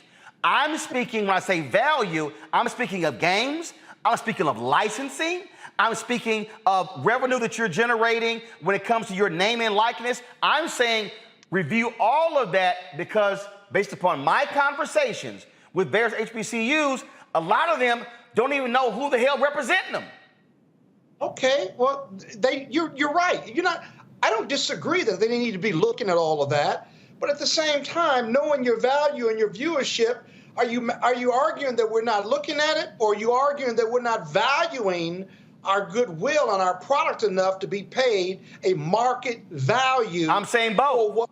I'm arguing both. And what I'm saying is this here. It comes down to the numbers, and that is this. If I strike a deal, and this I don't know whether it's ESPN or Byron Allen's HBCU Go, I don't care who it is. And if I, as the school, if this entity has all of my games, not just my football games, all of my basketball, all of my volleyball, all of my baseball, all of my golf, all of my sports, I then got to say, well, wait a minute, how much am I getting overall to get you get all of my content.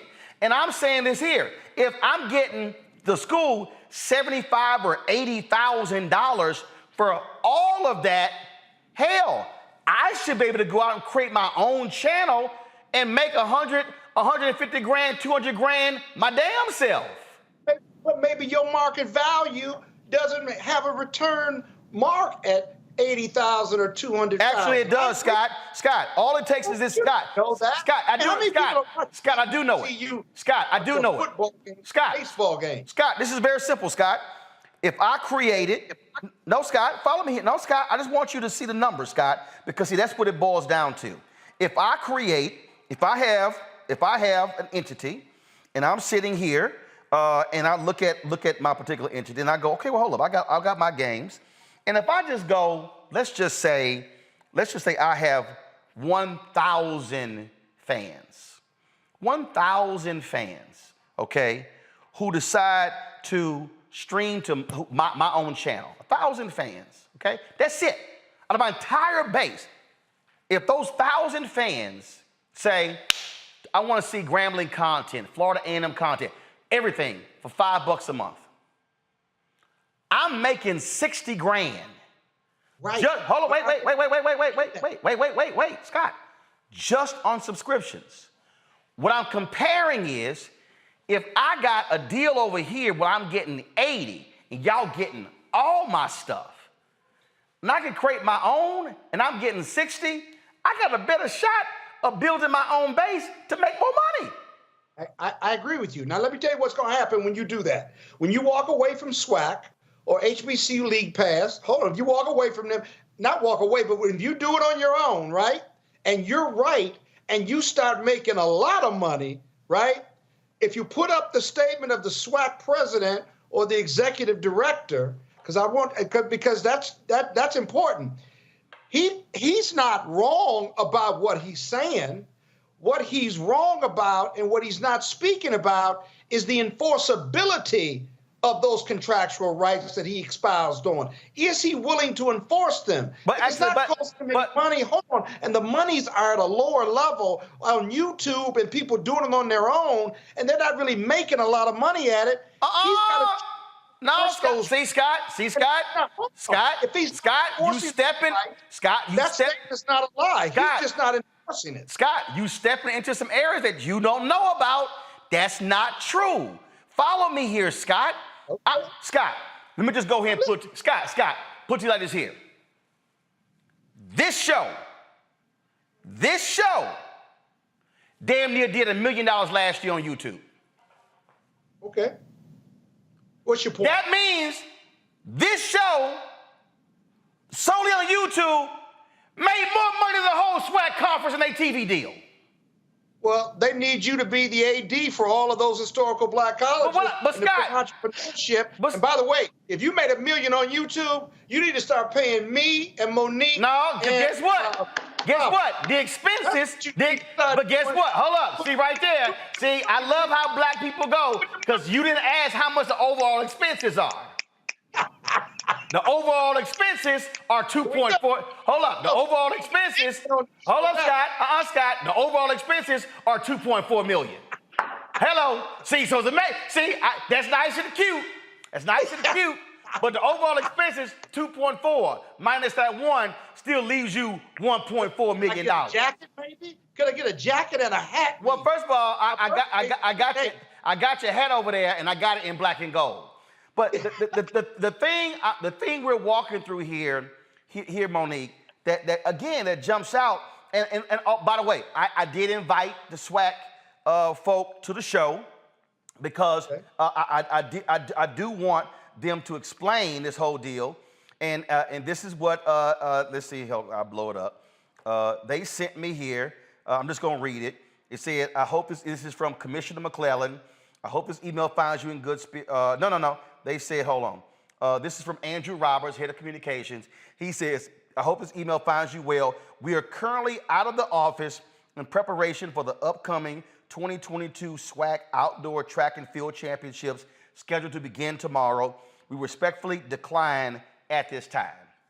Okay, that's fine. So, but I still would love for them to come on because I got a lot more questions because the thing for me, Scotty, let me come back to Monique. The thing for me, Scotty, that's still I'm unclear about again is how can the SWAC say you cannot sign outside deals when right now Florida A&M has a signed deal with Peak Sports. Southern University has a signed deal with another company right now. But here you have Black-owned Urban Edge. They come in, give Grambling a channel, and then say, you can't. I don't understand. I don't understand the difference. Because SWAC has... Hold on, Scott. Scott, I'm talking to Scotty. Hold on, Scott. Scott, chill. I'm going to Scotty. Scott, be quiet. I'm going to Scotty. Scotty, go.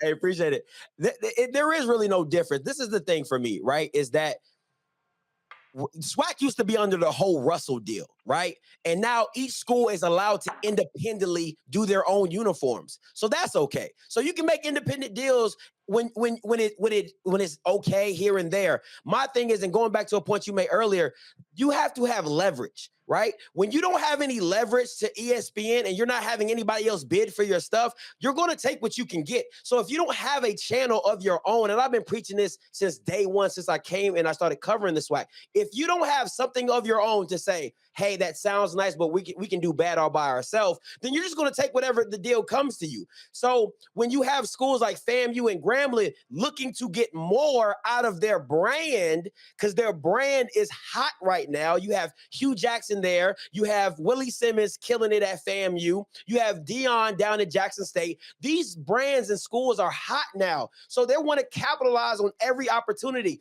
They do not want to get locked in to a 10-year deal. I have a business advisor, his name is Mr. Campbell. He goes to FAMU. He says it doesn't make sense to sign any deal over 5 years because technology changes too fast. So why would you lock yourself into something so long, 5 years, 6 years, 7 years, and you can't come back to the table and ask for more? So for me, if you're going to allow teams and schools to do independent deals with shoes and Adidas and uniforms and marketing and all this stuff, why does the commissioner have the full autonomy when it comes to media? And in my personal opinion, you want your name in the papers. That's what you want. You want your name in the papers. You want to say, I made this deal, I did this deal. But in the end of the day, everybody wins if FAM and Graham and Jackson State can go out and do their own thing and come back and give money back to the conference. All right, so I'm just going to play a little bit of this here.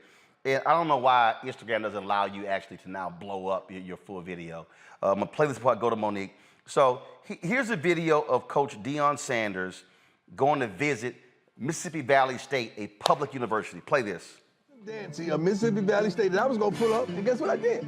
Pulled up, surprised my dog. Yeah, met his whole entire staff. I got to kick it with him, talk to him, showed me his training room, showed me the equipment room, showed me all kind of rooms, and then we went out to that place I was injured, I was in the hospital, I wasn't able to make it to this game, but it was a tough game, it was a great game, and he talked to me about some of the trials and the tribulations that they have at Mississippi Valley State, amongst others. And I asked him, where's the practice field? You showed me the game field, where's the practice field? I said, shouldn't it be like right there? He said, no, we have tennis courts there, but I'm gonna take you there. I said, what do you mean take me there? It's about a mile away from our complex. So I'm like, is this Children of the Corn or the practice field? Hold on, go back to that. You got to be kidding me. Hold on, you mean to tell me, stop the darn tape. This is the practice field? All right, we got to do something about that. Also, he took me and showed me around the campus, which was a wonderful, beautiful campus. Then he showed me the locker room right, that so Monique, we sat there and talked about this. First of all, this is a state school. So the alumni at Mississippi Valley State should be putting pressure on the state to improve their facilities. That's first. Deion said, hey, we're going to sit here. He's trying to get folks to come out, and give money, raise money, which I absolutely support. But you have that as well. This is what I'm talking about here. What I'm talking about is all this back and forth. Our schools should be in a much better position when it comes to monetizing the content. And Monique, I'm literally talking to people at these schools who don't even know what's in the contracts. Literally. And I'm like, well, I see why you ain't getting no money. Because you don't even know what's in the deals. But I thought you said you didn't know what was in the deal. No. That was the ESPN deal. What I'm talking about is, here's a perfect example. Go to my iPad. This is a company that's called CLC. They handle the licensing deals for significant number of universities. I'm talking major schools. So here's a list of their clients. And I'm talking about, like, you just type it in. My understanding, they've got about 20 or 30 HBCUs. So these HBCUs actually pay these folks to actually go out and handle it. So you see, I could type in Florida A&M, and so I could search for them. I could search for others as well. They handle all their licensing. These schools are paying. So when Urban Edge Networks did the deal for the car, where they wrapped that NASCAR car with Florida A&M's likeness, the deal wasn't done with Florida A&M. The deal was done with COC.com. But if you look at the stories that are done about the athletic director being forced out, it's, oh, the university says he was signing deals without their knowledge, and they were unaware of this car being wrapped because they didn't have to talk to you. COC handles that stuff. So did brother lose his job? Why did brother actually lose his job when the deal is actually with COC? That's what I'm talking. I'm like, literally, that was some of the stories. And I'm like, wait a minute. He don't handle licensing. This entity that the university signed the deal with, and it's the craziest thing in the world. Right, but I wasn't tracking. Or were you taking issue with the HBCU Go TV deal? No.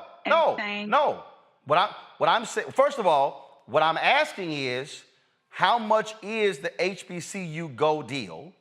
How much does each university we don't know get? What the deal is worth. No, hold up. Hold up. I'm gonna finish it. How much does each university get out of the deal? And why is the SWAC commissioner saying schools cannot go cut their own deals when they currently are? But why all of a sudden, when it's Grambling in their channel with this black-owned media company, they can't? It's totally confusing. And Scotty has called other schools. I've reached out, and no one has actually seen the deal. And these are state institutions. Right.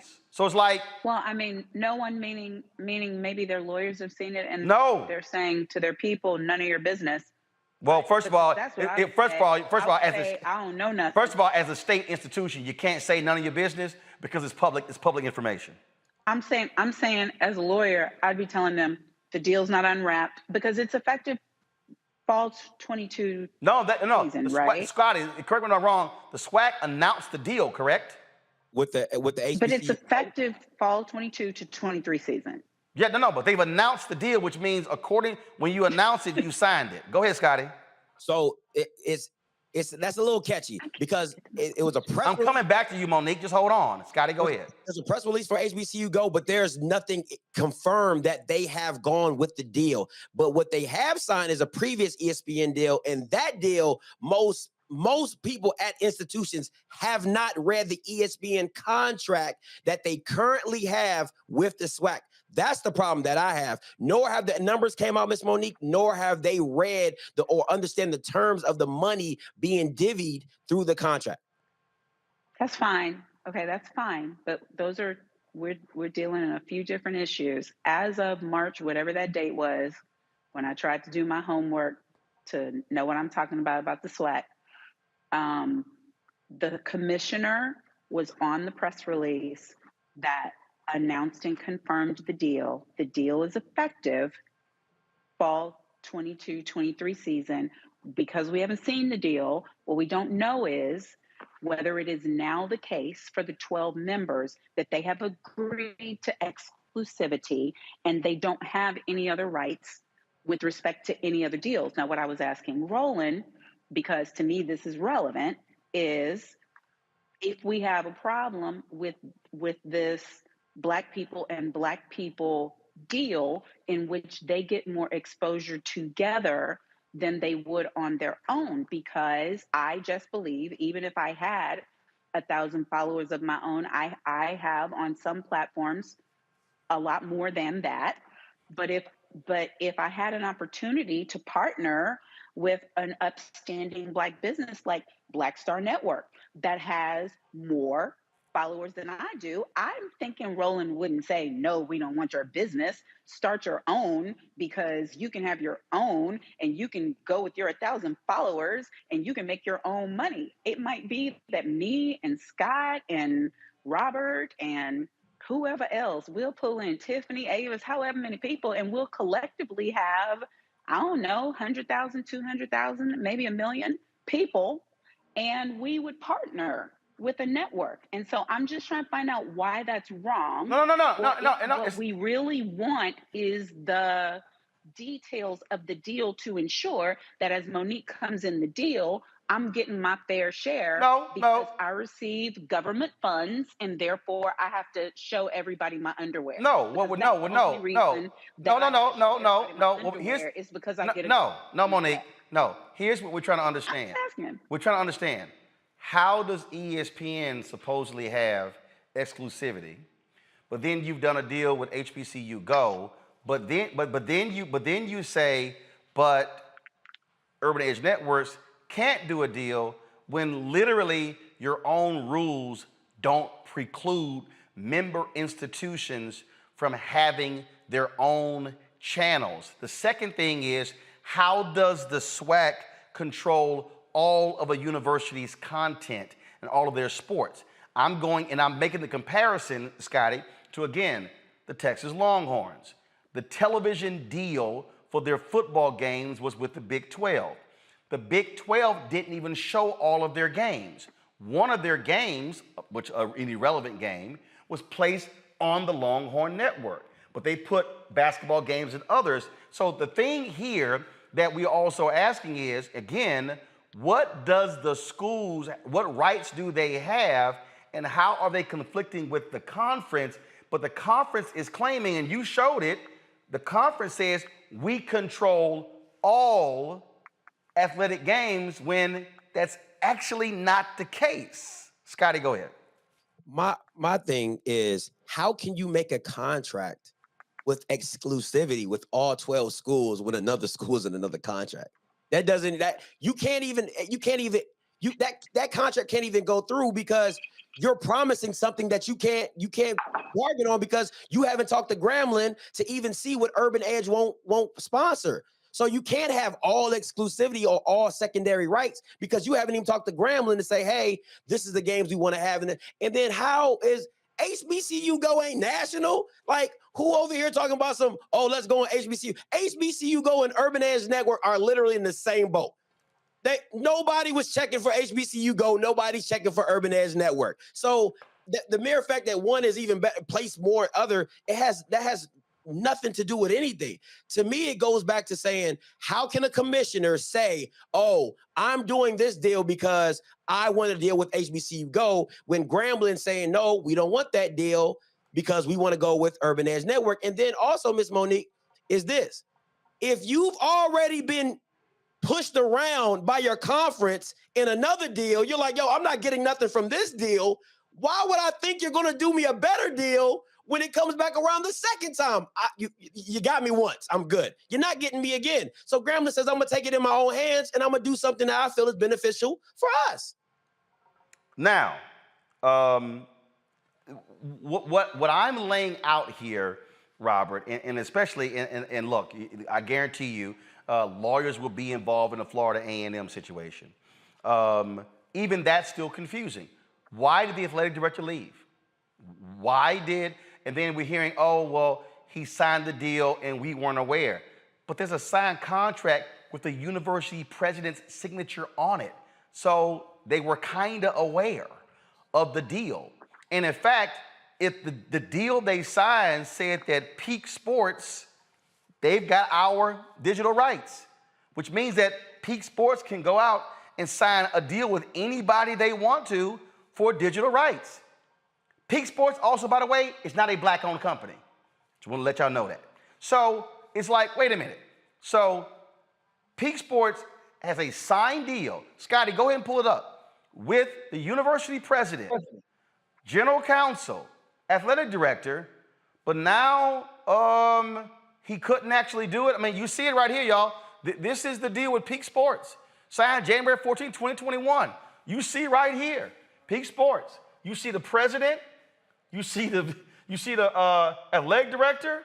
You see the VP for finance and administration. These are all their signatures on the deal between FAMU and Peak Sports, which means that HBCU, Urban Edge Networks, didn't have to go to FAMU to get that car wrapped with Florida A&M because of Peak Sports or collegiate licensing.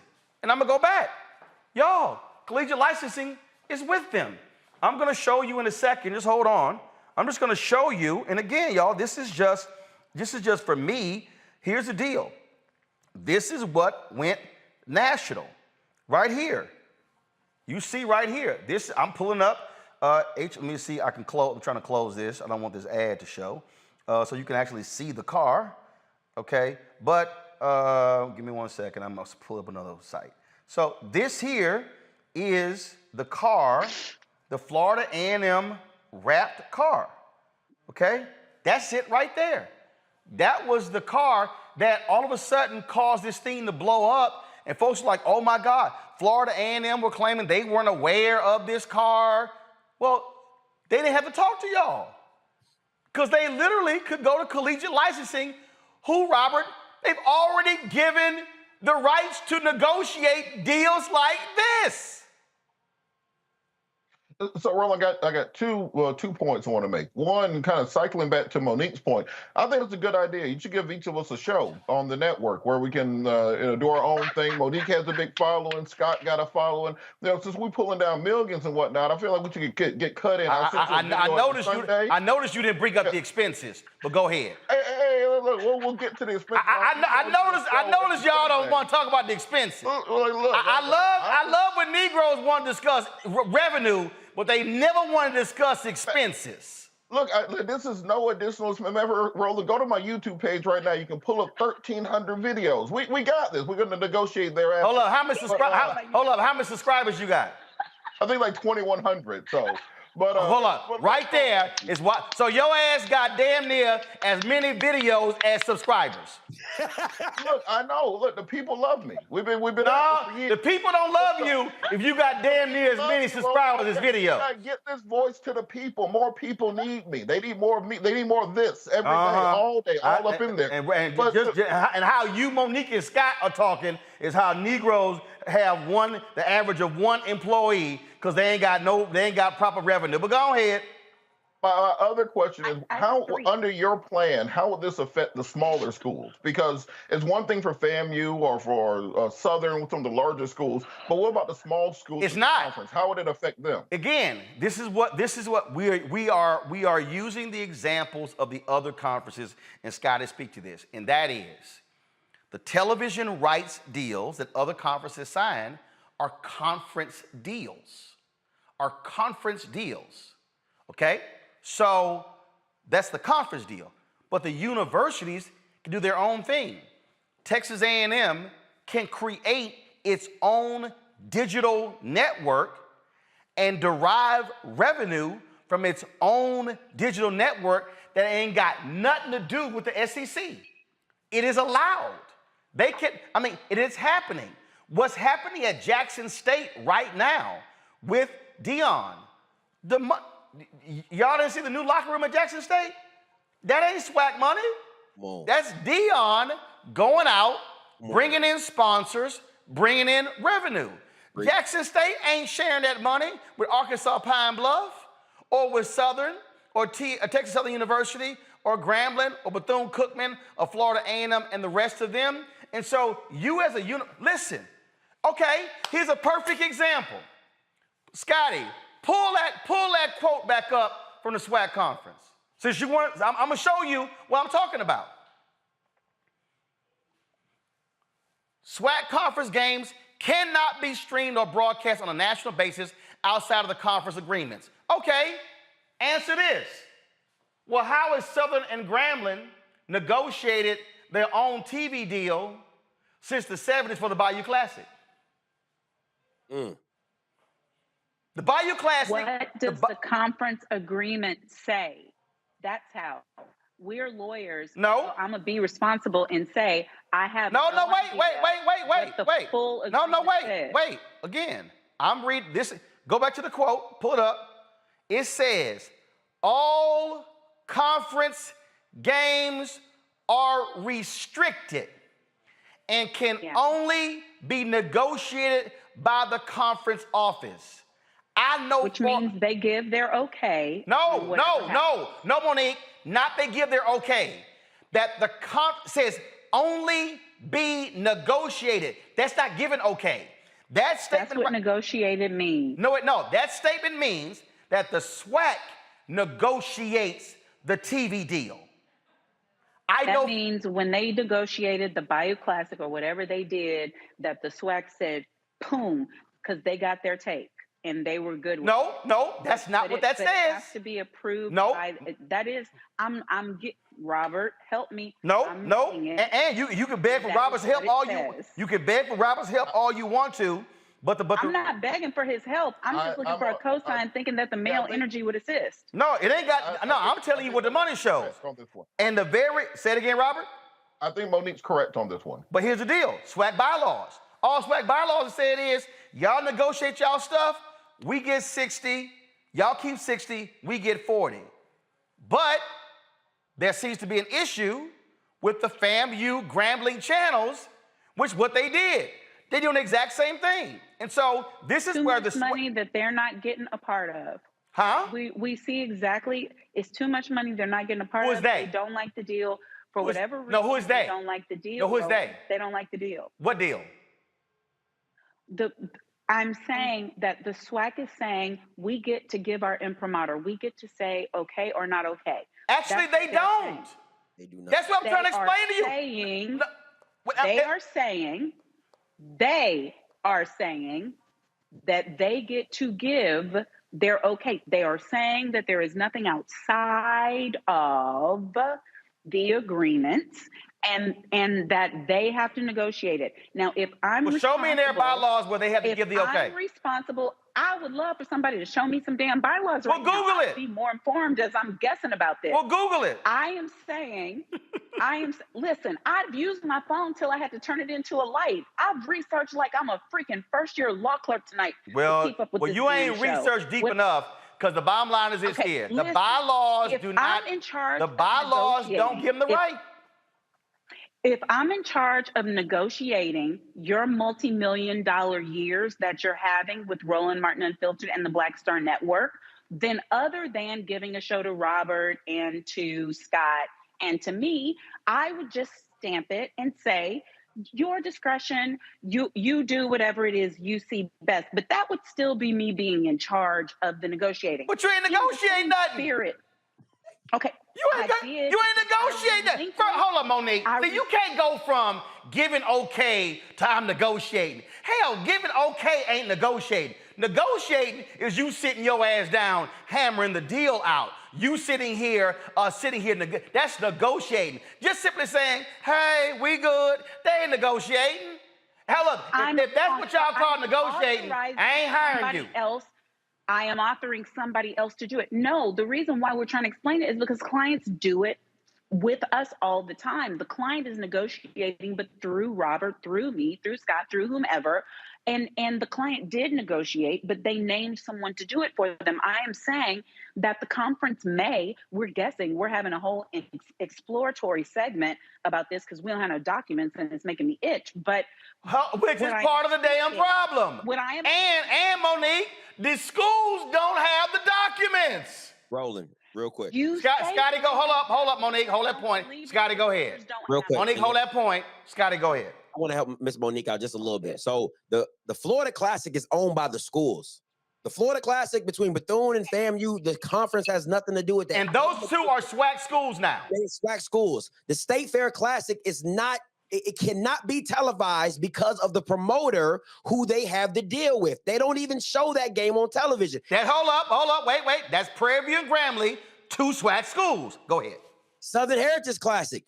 The Dion trying to get out that deal because a promoter negotiated with the two schools. So you're picking and choosing what you decide that you have full autonomy on what you're negotiating. Sustained. And it has to be. Those sound like pre-existing contracts with grandfather clauses that are now being honored. That's all it sounds like. People are enforcing things that pre-existed, and I don't blame Prime. Prime is going to be Prime. No, well, first of all, okay. Sharing his money. No, he's not sharing his shine. No. See, you're making a mistake. You're making a mistake because you saying it's Prime. Prime works for Jackson State. Jackson State's a member of it. And he's bringing the money to Jackson State. Hold on. Jackson State is a member of the SWAC conference. And now, and no, not now. They've been a member for a long damn time. They ain't new. He knew. What I am saying is the agreements regarding the games that were just mentioned existed prior to those schools becoming a part of SWAC. No, you're wrong. So I think no, stop. Listen. No. Monique, stop. Monique, stop. You're wrong. Florida A&M and Bethune-Cookman, they are new to the SWAC. Jackson State is not talking about them. Who are you talking about? Jackson State, Grambling, and Southern ain't new.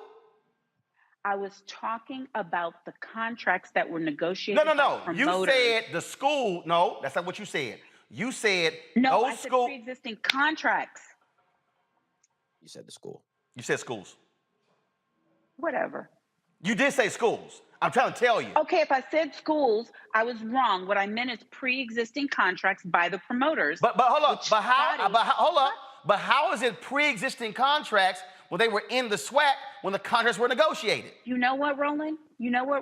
How the hell would I know when you got me on here talking about this bullshit with no contracts? And that's the damn point we've been trying to tell you. The problem here is that we started. Monique, hello, guess what? Lightning just hit you in the head. We started. And I asked for documents for an hour now. Monique, we started the whole conversation off at the biggest problem here is you do not have enough transparency. Schools are in the dark. They don't know what's going on. You don't have the clarity. So you say, y'all good, but y'all not. Y'all good, but y'all not. Y'all good, but y'all not. And all we're saying is you might want to shed some light on this so there's clarity. Scotty, you get the last word. Listen, Ms. Monique, you can do a FOIA request for me. I've been trying to do some FOIA requests all week long. Listen, I would love to talk to you offline. I'd be happy to, Scotty. Well, Monique, fine. I'm going to send you Scotty's email because he hit Jackson State with one. They told him he wasn't specific enough in his FOIA request. And when he comes back, we can put the FOIA request on the screen. Okay, hold up. Good. Y'all can talk offline. Scotty, finish your point. Listen, my point is this. The SWAC, and it's something that Mr. Martin said on my platform, you already have a foundation. You already have a base. You've been doing this for so long. These schools have been established for hundreds of years. So you have a natural base. You should been priming your base to get ready to do our own thing. Why? Because when ESPN comes to you or Fox comes to you, you can say, listen, man, we doing this. So if you're not giving us this, if you're not giving us that, kick rocks. But when you don't have anything of your own, you're susceptible to anything. And then once you're used to scarcity, you're going to take anything that looks like it's a lifeline to get you out of with the hole that you're in. But now that schools are seeing that, hey, this media, this advertising, Black-owned media is powerful, as they call white guilt dollars. You know what I'm saying? We're possible to get these funds. Now schools are taking it in their own hands to start making their own deals because they don't trust the SWAC to do what's in their best interest. So we'll see going forward. Bottom line is this here, and I started this off this way. I'm going to close it out this way as well. Y'all, I keep telling y'all, this is about the money. It's about the money. And what I have been saying, we love to talk. What did Dr. King say April 3rd, 1968? Black people individually are poor. Collectively, we're wealthy. And what I am saying, and I do believe this, I believe that we sell ourselves short. I believe that there are people who are saying, hey, our games are being streamed by ESPN. That don't mean a damn thing if you broke. That means nothing. It means something to the athletes. No. Guess what? And guess what? That don't mean nothing. But Monique, that don't mean jack to the athletes if ain't nobody watching. So if you listen, Monique, your game ain't on ESPN 1 or 2 or Classic. It's on the ESPN streaming service. So the thing. What about the HBCU go to? And what I'm trying to tell you is, and what I'm trying to explain to you is, what at the end of the day, how much are you getting? How many are watching? What are you getting in return? The reason the SWAC teams stopped playing in the playoffs is because they were going to the NCAA FCS playoffs and losing in the first round, had to pay their cost to get there. But it took the commissioner 10 years to convince the HBCU presidents to do the Celebration Bowl. And they getting $1 million a year. And so these schools were so hyped about, man, we want to be in the playoffs when they were losing money. And he was like, yo, we ain't making no money going to the playoffs. Why are we not doing a bowl game? Dennis Thomas told me last year it took him a whole decade to convince the presidents and the ADs why we keep losing money. And all I'm simply saying here is I need black people to stop being all about white validation and, oh, we on somebody's network. It comes down, how much are you getting paid? And if HBCU Go or Urban Edge Networks gonna offer you more money than ESPN paying you, damn being on ESPN. Because I showed you the Mississippi Valley State program, I showed you Grambling Stadium is jacked up. I can show you all these HBCUs. If you have been broke for decades, why do you want to be broke for the next decade? And I am arguing that these schools have value, have untapped value that they have not leaned in on because they do not have the right experts negotiating deals on their behalf, and you cannot have people negotiating deals on your behalf who don't know nothing about media rights. And that is what I'm saying. So I look forward to the SWAC coming on here, Commissioner McClellan. He was the AD at Prairie View. Know him well. Would love him to come on because just like the SWAC, it's the same for our black churches, for our black organizations, our fraternities and sororities. We should be doing far better, but unfortunately, we got the wrong folk at the negotiating table. Scotty, I appreciate it. Tell people how they can watch the show. You can find me on YouTube, Off Script, and you can catch me on. You can follow me on Instagram and Twitter, offscript_viz and offscript_TV. And real quick, shout out to my mom. I know she's watching. We're big fans, Roland. So shout out to my mom. I love you, Mom. Black people gonna do their mama shout outs. And so Scotty's mama, I appreciate you watching. Thanks a bunch. All right, y'all. When we come back, y'all, I got this app had me hollering because it's meant to make you holler as well. I will unpack that when we come back. Roland Martin Unfiltered on the Black Star Network.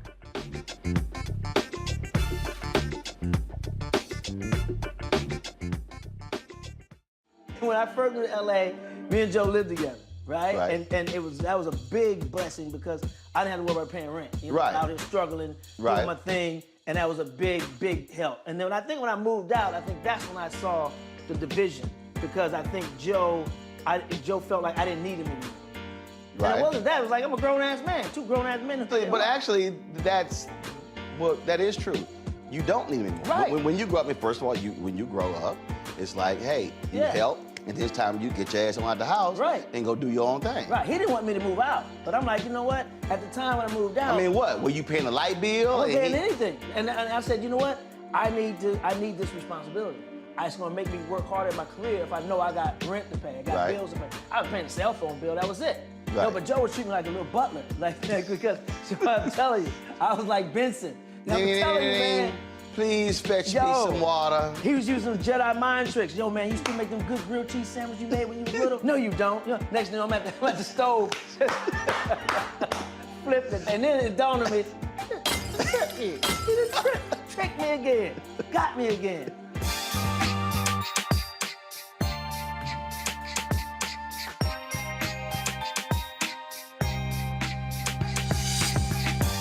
What's up, y'all? I'm Will Packer. Everybody, it's your man, Fred Hammond. Hi, my name is Brescia Webb, and you're watching Roland Martin Unfiltered.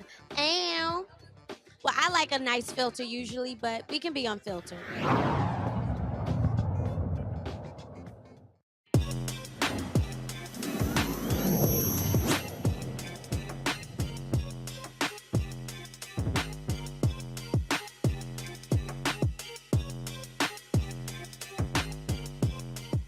All right, y'all. So I was sitting there perusing on the internet, and I came across this app, and I was like, ain't no way in hell somebody not black created this app.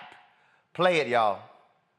I want you to know tonight that no matter what you're dealing with, if God can get glory out of your situation, it lets you know that God can trust you at the end of the story. That's why Paul picks it back up in the 28th verse. And we know that all things, they work together for the good of them that love God and to the called according to his purpose.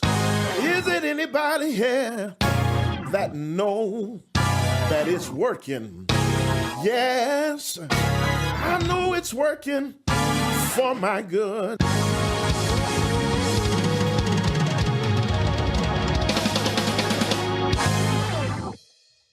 So I was like, was this like satirical? No, that thing is real. Y'all, musician Carlton Whitfield understood the assignment when he created the app Triggerz, which can put an entire orchestra at your fingertips. He joins us now from Atlanta.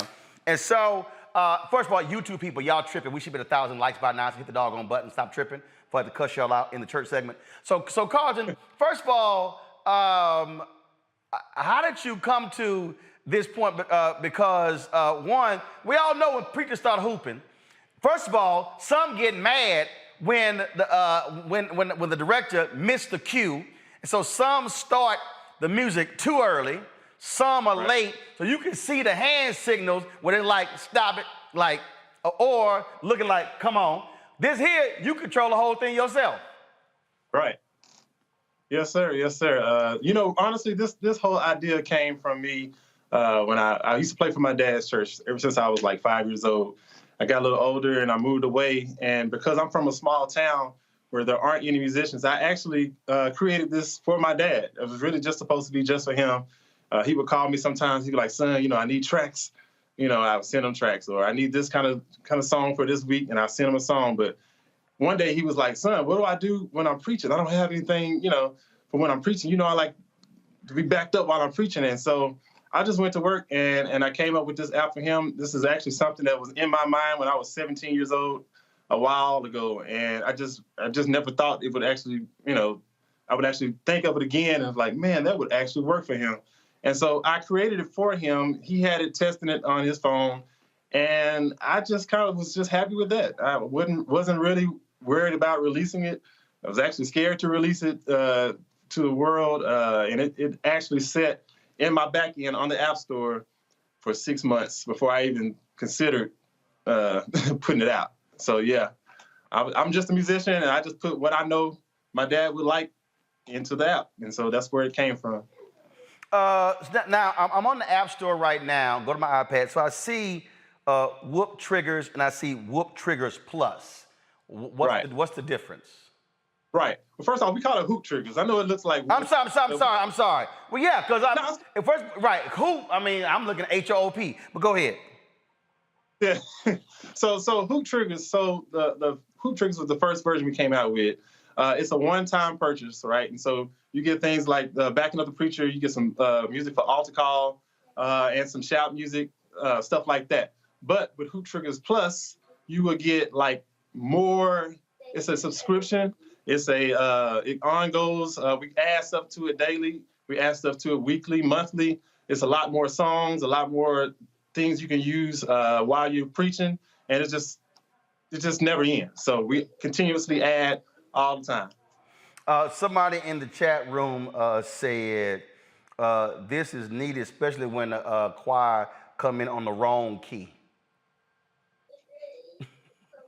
Say that one more time. Somebody in the YouTube chat said this is desperately needed when the choir come in on the wrong key. You know, I have background vocals on there too, so that's probably what they're talking about. My app now has songs with background vocals, full bands, the whole nine. You can literally run a whole service from your iPad. Either the person that's preaching and do it, or sometimes, everybody's a musician now with this app. The sound person in the back is running it. I've had little kids running it for the pastor. I made it to where it's easy. Doesn't matter who you are, how old you are, even if you have no musical knowledge, it's still possible. Well, that is great, especially like you said, if you're a small church, you don't have all of that. I mean, this makes you real big, and we're now living. Of course, we're still dealing with COVID. A lot of people are still virtual, and so hey, you good? Yeah, a lot of people laughed when they first saw it. I'll never forget. I was scared to release it, and exactly what I was scared of did happen. People laughed. They talked about me. They really talked about me. But then when the pandemic hit, it seemed like things changed. People couldn't go to church. They couldn't, the bands couldn't rehearse, or they were doing everything online. And so this app really, really aided people during the pandemic. And it still does to this day. Whether you're in person or online, it doesn't matter. This app can benefit any church at any size. I've seen churches with 2 members all the way to churches with 2,000 members using this app. One church in Alabama has 3 locations, so sometimes their musicians have to leave at the end of one service to go to the next location to start the next service. And so they use this app at the first location to finish out the service. And the audience really never even knows. They never really even realize that, the musicians are gone. So that's what I'm aiming at, is just to make this sound like the real deal. Let's see. Monique, since you over there humming and stuff, you go ahead and start first, like your microphone not on, but go ahead. Oh, I apologize. Yes, hallelujah. I just want to say thank you, because it doesn't just help to simulate a real church setting on Sundays. I downloaded years ago. And when there were preachers, young preachers like me who didn't have they hoop straight yet, I'm young preachers like me. I'm the preachers. And the track helped many of us going into empty churches with your music playing to prepare for a Sunday or for a conference or for something like that. So I want you to understand that the Spirit of God is in the work that you do. And I don't care how many people laugh while you're doing it, because anything that aids in the delivery of the good news so that people can be set free, then you're doing the work of God, and God's going to bless the work that you do. And that's why you're on this distinguished platform tonight. And I don't have anything but more glory to add to your story. Thank you for your work, and may you continue and go further and further and further along your path. Wow. I appreciate that so much. That means so much to hear you say that. Y'all excuse my son. He's in the background. I'm here with my kids, so it's all right. Somebody, yeah. It's all good. Robert? We love the kids. So we all know the internet ruins everything, basically. Is there anything that will stop people from, taking this and using it for their OnlyFans page, using it for less than holy purposes, or is it just whoever wants to just downloads it and just free for all to go to town on it. As long as they pay that $59.99. But Carson, go ahead. Why would you want to keep them from it? Yeah, I'm just saying, people be putting feet videos up and you got somebody whooping in the back. Robert, you know damn well you're going to download this app and put it to one of your gun videos. That's a good ass idea. Stop fronting. And those chord alliances, those chord arrangements have oil on them. I've seen way too many people play like they're shouting and play like they're playing the organ and play like they're hooping and get the Holy Ghost. So I would love it. Robert, yes, put it with your guns. May the anointed dancer do it for the pole. Take these tracks everywhere, y'all. Let's see what happens. Just saying. Carlton, go ahead. No, I mean, you're right. I've seen people playing and they catch it. I've seen it all. I see more videos than probably anybody because people tag me in all of them, right? And so I've seen people ordering Starbucks with the app. I've seen people ordering Popeye's chicken with the app. I can't control what people do with it, but I can say that the people who need it, the people who are using it, it's benefiting them, and that's really what matters to me. We can't control what they do with your app. Like I said, pay that $59.99, we good. Again, look. First of all, here's the deal.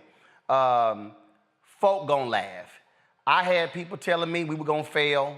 Folk telling me you don't know what you're doing, and all I did was I laughed at them, and I said, I ain't doing it for you. Just watch what goes down. And so that's why I'm worried about it. And again, so like I say, when I saw it, I was sitting here. And I was like, hold up, this is a real app. And again, as I started going through it, as I started going through the app, taking a look at it, folks, you can actually see when you go through it, you see all the different ratings and stuff along those lines. And again, when you now realize, again, how our game has changed. I spent a lot of time during COVID helping a lot of preachers deal with their live streaming. They had no idea about a lot of this stuff. I'm talking about I was doing sessions. Folk were calling me personally because they were out to lunch on this whole deal. And the reality is, if you're trying to actually be bigger than you are, take advantage of technology. Now, I'm sure there's a preacher sitting here saying, man, look, I can't sit here and work my iPad at the same time when I'm preaching. Fine. Let somebody sit over there. And then when it's that right time, control it all. And so, so other than the part we heard when it comes to hooping, so what else is on the app that's bigger and broader? What else? What other features do you have? Okay, so yeah. Shout music. So aside from, people always used to ask me, what happens if they start shouting, right? So we have different shout musics on there that people can use, and it's not just like you just play a track and it's just over. This is you can actually control the intensity of the music. You can change the sections. You can go back to different sections. It doesn't end until you end it, and so it makes it feel like it's an actual musician playing. Also, a lot of people ask me, well, how do I know what key the preacher is preaching in? Like, how do I even know? If I don't know anything about music, this app can actually detect the key that the preacher is in for you. And so there's a key detection feature on this app just for that. You can also play behind a singer with this app. And I'm not saying push play and it just starts playing. Like, if you ever think of a song that has no tempo, it's just a piano player playing behind them, you can actually do that with this app too. Songs like Amazing Grace and stuff like that. Praise and worship, we have benediction songs. It doesn't matter. I just covered a whole spectrum of the service from start to finish. No matter what, we have something on there, and if it's not on there right now, it'll probably be there next week. All right then, y'all, it's Hoop Triggerz there. So you got Hoop Triggerz Plus. Y'all check it out. This is precisely why we created our Tech Talk segment to feature brothers and sisters who are in technology, creating their own apps to help folks out. Here the social media. CW is Facebook, Hoop Triggerz on Twitter, CDUBWRLD on Instagram, hooptriggerz.com is the website. Carter, we appreciate it, man. Thanks a lot. Thank you so much for having me. I really, really appreciate it, and I do not take this for granted. All right then, and so I might have to sit here and download the app. So when I do one of my deconstructions, when I'm cracking on these lawyers on the show, I can go ahead and hit the button while I'm talking. I appreciate it, man. Thanks a lot. All right, thank you so much. All right, folks. Sad news out of Memphis, folks. One of the iconic voices of Memphis radio, Bobby O.J., has passed away. The Tennessee Radio Hall of Fame and WDIA DJ and program director was 68 years old. In a career that spanned over more than 5 decades, he interviewed top black celebrities from James Brown to Kevin Hart. WDIA's parent company, iHeartRadio, announced the news of his passing Tuesday afternoon. O.J. had been on the air this morning hosting his morning show and passed away shortly after he finished his stint, his morning show. Bobby O.J. is now an ancestor at the age of 68. Monique, Robert, Scott had to leave earlier, folks. Thanks so much. No, Scott didn't jump off, y'all, because this conversation was too hot. He had to bounce, and so I appreciate it. Thank you so very much. Yeah, he did. I'm like, it's all good. It's all good. So let me thank everybody, of course, for watching the show. Come on, YouTube. Y'all get to 1,000 likes before we sign off. Don't forget, y'all, support our show. So if y'all want me to pay Robert, Monique, and Scott, trust me, revenue has to outpace expenses. That's how that thing works. And so, of course, download the Black Star Network app, Apple phone, Android phone, Apple TV, Android TV, Roku, Amazon Fire TV, Xbox One, Samsung Smart TV. And, of course, when you join the Bring the Funk fan club, allows for us to do what we do. And y'all now see why I'm pushing hard to get these black-owned media advertising dollars, because this is precisely why we ain't broke, or we don't, because we can't build and can't pay folks more, because frankly, we ain't getting advertising dollars. I try to tell y'all this. P.O. Box for checking money orders. P.O. Box 57196, Washington, D.C. 20037-0196.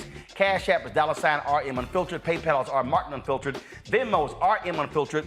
Zelle, Roland at RolandSMartin.com. Roland at RolandMartinUnfiltered.com. Folks, thanks a bunch. I will see y'all tomorrow right here. Roland Martin Unfiltered. Ha!